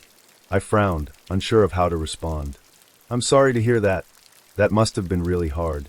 "Yeah," Kevin said, staring into his tea. "It was. But you know what? I'm over it now. I'm ready to move on." "Good for you," I said, genuinely happy for him. "Breakups can be rough, but it's great that you're in a better place now." He nodded, then looked up at me with an intensity that made me feel a little uneasy. "I actually picked this tea shop for a reason," he said. "Oh," I asked, glancing around. "Why's that?" Kevin hesitated, then said, "My ex comes here all the time." My stomach sank. "Wait, what?" "She loves this place," he said, his tone matter-of-fact. I figured there was a chance she might see us here together. I froze, staring at him in disbelief. "You planned this so your ex might see us?" Kevin shrugged, like it wasn't a big deal. "I just thought it would be good for her to see that I'm moving on, you know? Like, let her know that I'm doing fine without her." I didn't even know how to respond.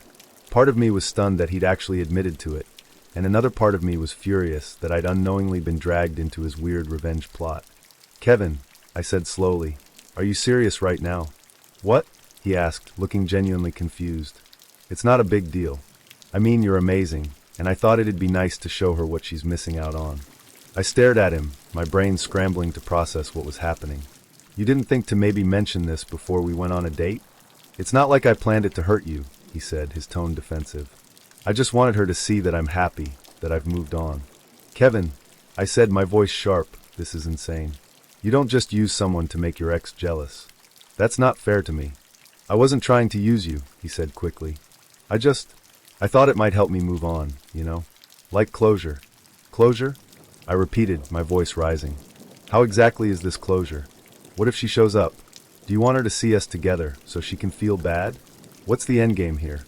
Kevin opened his mouth to respond, but I cut him off. "Never mind," I said, standing up. "I don't want to know. I'm done." "Wait," he said, scrambling to his feet. "I'm sorry, okay? I didn't mean to upset you. Good luck with your closure," I said, grabbing my bag. "But I'm not going to be part of it." I left the tea shop without looking back, furious and embarrassed.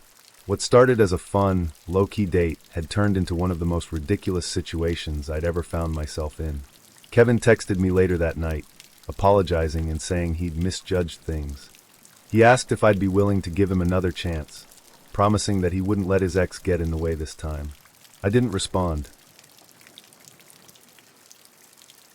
I'll admit it, I ignored a lot of red flags on this one. Like a lot. Looking back, I'm not sure if I was just bored, lonely, or too blinded by lust to connect the dots. But I ended up walking straight into one of the most unhinged situations of my life, And, well, let this be a cautionary tale for anyone who thinks they can just ride it out when the warning signs are practically screaming at them. It all started when I met Amanda on a dating app. Her profile was bold, pictures of her covered in tattoos, including a few that were undeniably edgy. One in particular stood out, the word daddy tattooed, not once, but twice on different parts of her body. I know, red flag number one. But at the time, I thought it was kind of hot in that bad decisions make good stories kind of way. Her bio said she was mostly a lesbian but open to fun, which should have been red flag number two, but again, I ignored it. She messaged me first, and her energy was magnetic, flirty, confident, and refreshingly blunt. She made it clear that she wasn't looking for anything serious, just a good time. I figured why not? We decided to meet up a few nights later at a bar downtown. When Amanda walked in, she was exactly how she described herself, wild, tattooed, and unapologetically sexy. She had this carefree attitude that made her impossible to look away from. We hit it off immediately, laughing over drinks and trading sarcastic jokes. Honestly, it was one of the better first meetups I'd had in a while. By the end of the night, it was clear what was going to happen next. We went back to my place, things heated up quickly, and well, one thing led to another. Afterward, we fell asleep pretty early, probably around midnight or so. When I woke up around 3 in the morning, I noticed she wasn't in bed. I got up to check, thinking maybe she was in the bathroom or something, but nope, she was gone. No text, no note, no goodbye. Red flag number 3. I figured, whatever, maybe that's just her thing. No big deal. And honestly, I didn't give it much thought after that. But about a week later, Amanda called me out of the blue. She wanted to come over again. I hesitated for a second, remembering her vanishing act, but she sounded so casual and fun on the phone that I figured it couldn't hurt. That night, she came over, and things started off just like before. Easy conversation, casual vibes, no pressure. But when things got intimate, she made a request that caught me off guard. Don't look me in the eyes. At first, I thought she was joking. I laughed and said, okay, sure, but she stared at me dead serious and said, no, I mean it. Don't look at me. Red flag number 4. I decided not to make a big deal out of it. Everyone has their quirks, right? So I went along with it. But the vibe was definitely different. It felt a little like she was somewhere else entirely, emotionally shutting me out while still being physically present. Afterward, she stayed for a bit, but there was this strange tension, like she was keeping me at arm's length even though she was the one who came over in the first place. The next time we hooked up, things got even weirder. Right before we started, she flat out told me, let's only do it doggy style. I don't want you looking at me at all. Red flag number 5. At this point, I wasn't sure why I was still going along with this. Maybe I was too curious or too caught up in her magnetic, chaotic energy to just walk away. But I agreed, and it became a pattern. She'd call or text, come over, and make the same requests. No eye contact, no positions where I could see her face. It was like she wanted to completely disconnect from the experience. After a few weeks of this, I started to feel uneasy about the whole situation. I wasn't sure what her deal was, but it was clear that there was something she wasn't telling me. I decided to put a little distance between us, figuring she'd take the hint. That's when my roommate Jake dropped a bomb on me. Wait, you're hooking up with Amanda? He asked one night when I casually mentioned her name. Yeah, why? I said, instantly suspicious of his tone. Jake gave me a look. Dude, I know her. She's from my hometown. She's unhinged. Red flag number 6. What do you mean? I asked, suddenly feeling like I was in way over my head. She has a reputation, Jake said, lowering his voice. She's known for losing it on people. Like full-on destroying people's property if she doesn't get her way. One guy she dated had his car keyed and all his clothes burned after they broke up. Red flag number 7. I sat there, processing what he'd just told me. On one hand, it made sense. She definitely had a chaotic vibe about her. On the other hand, I wasn't sure what to do with this information. Should I cut things off completely? Would that just make things worse? I decided to play it cool and slowly start distancing myself from Amanda. But Amanda wasn't having it. When I stopped responding to her texts right away, she started texting more. And when I didn't give her the attention she wanted, she sent walls of texts, paragraph after paragraph, about how I was disrespecting her as a woman, and how she wasn't just a piece of meat. Red flag numbers 8 and 9. She left me voice messages, 2 long, rambling ones where her tone would swing wildly from angry to tearful. In one, she called me a coward for not being honest with her. In another, she accused me of leading her on and playing with her emotions.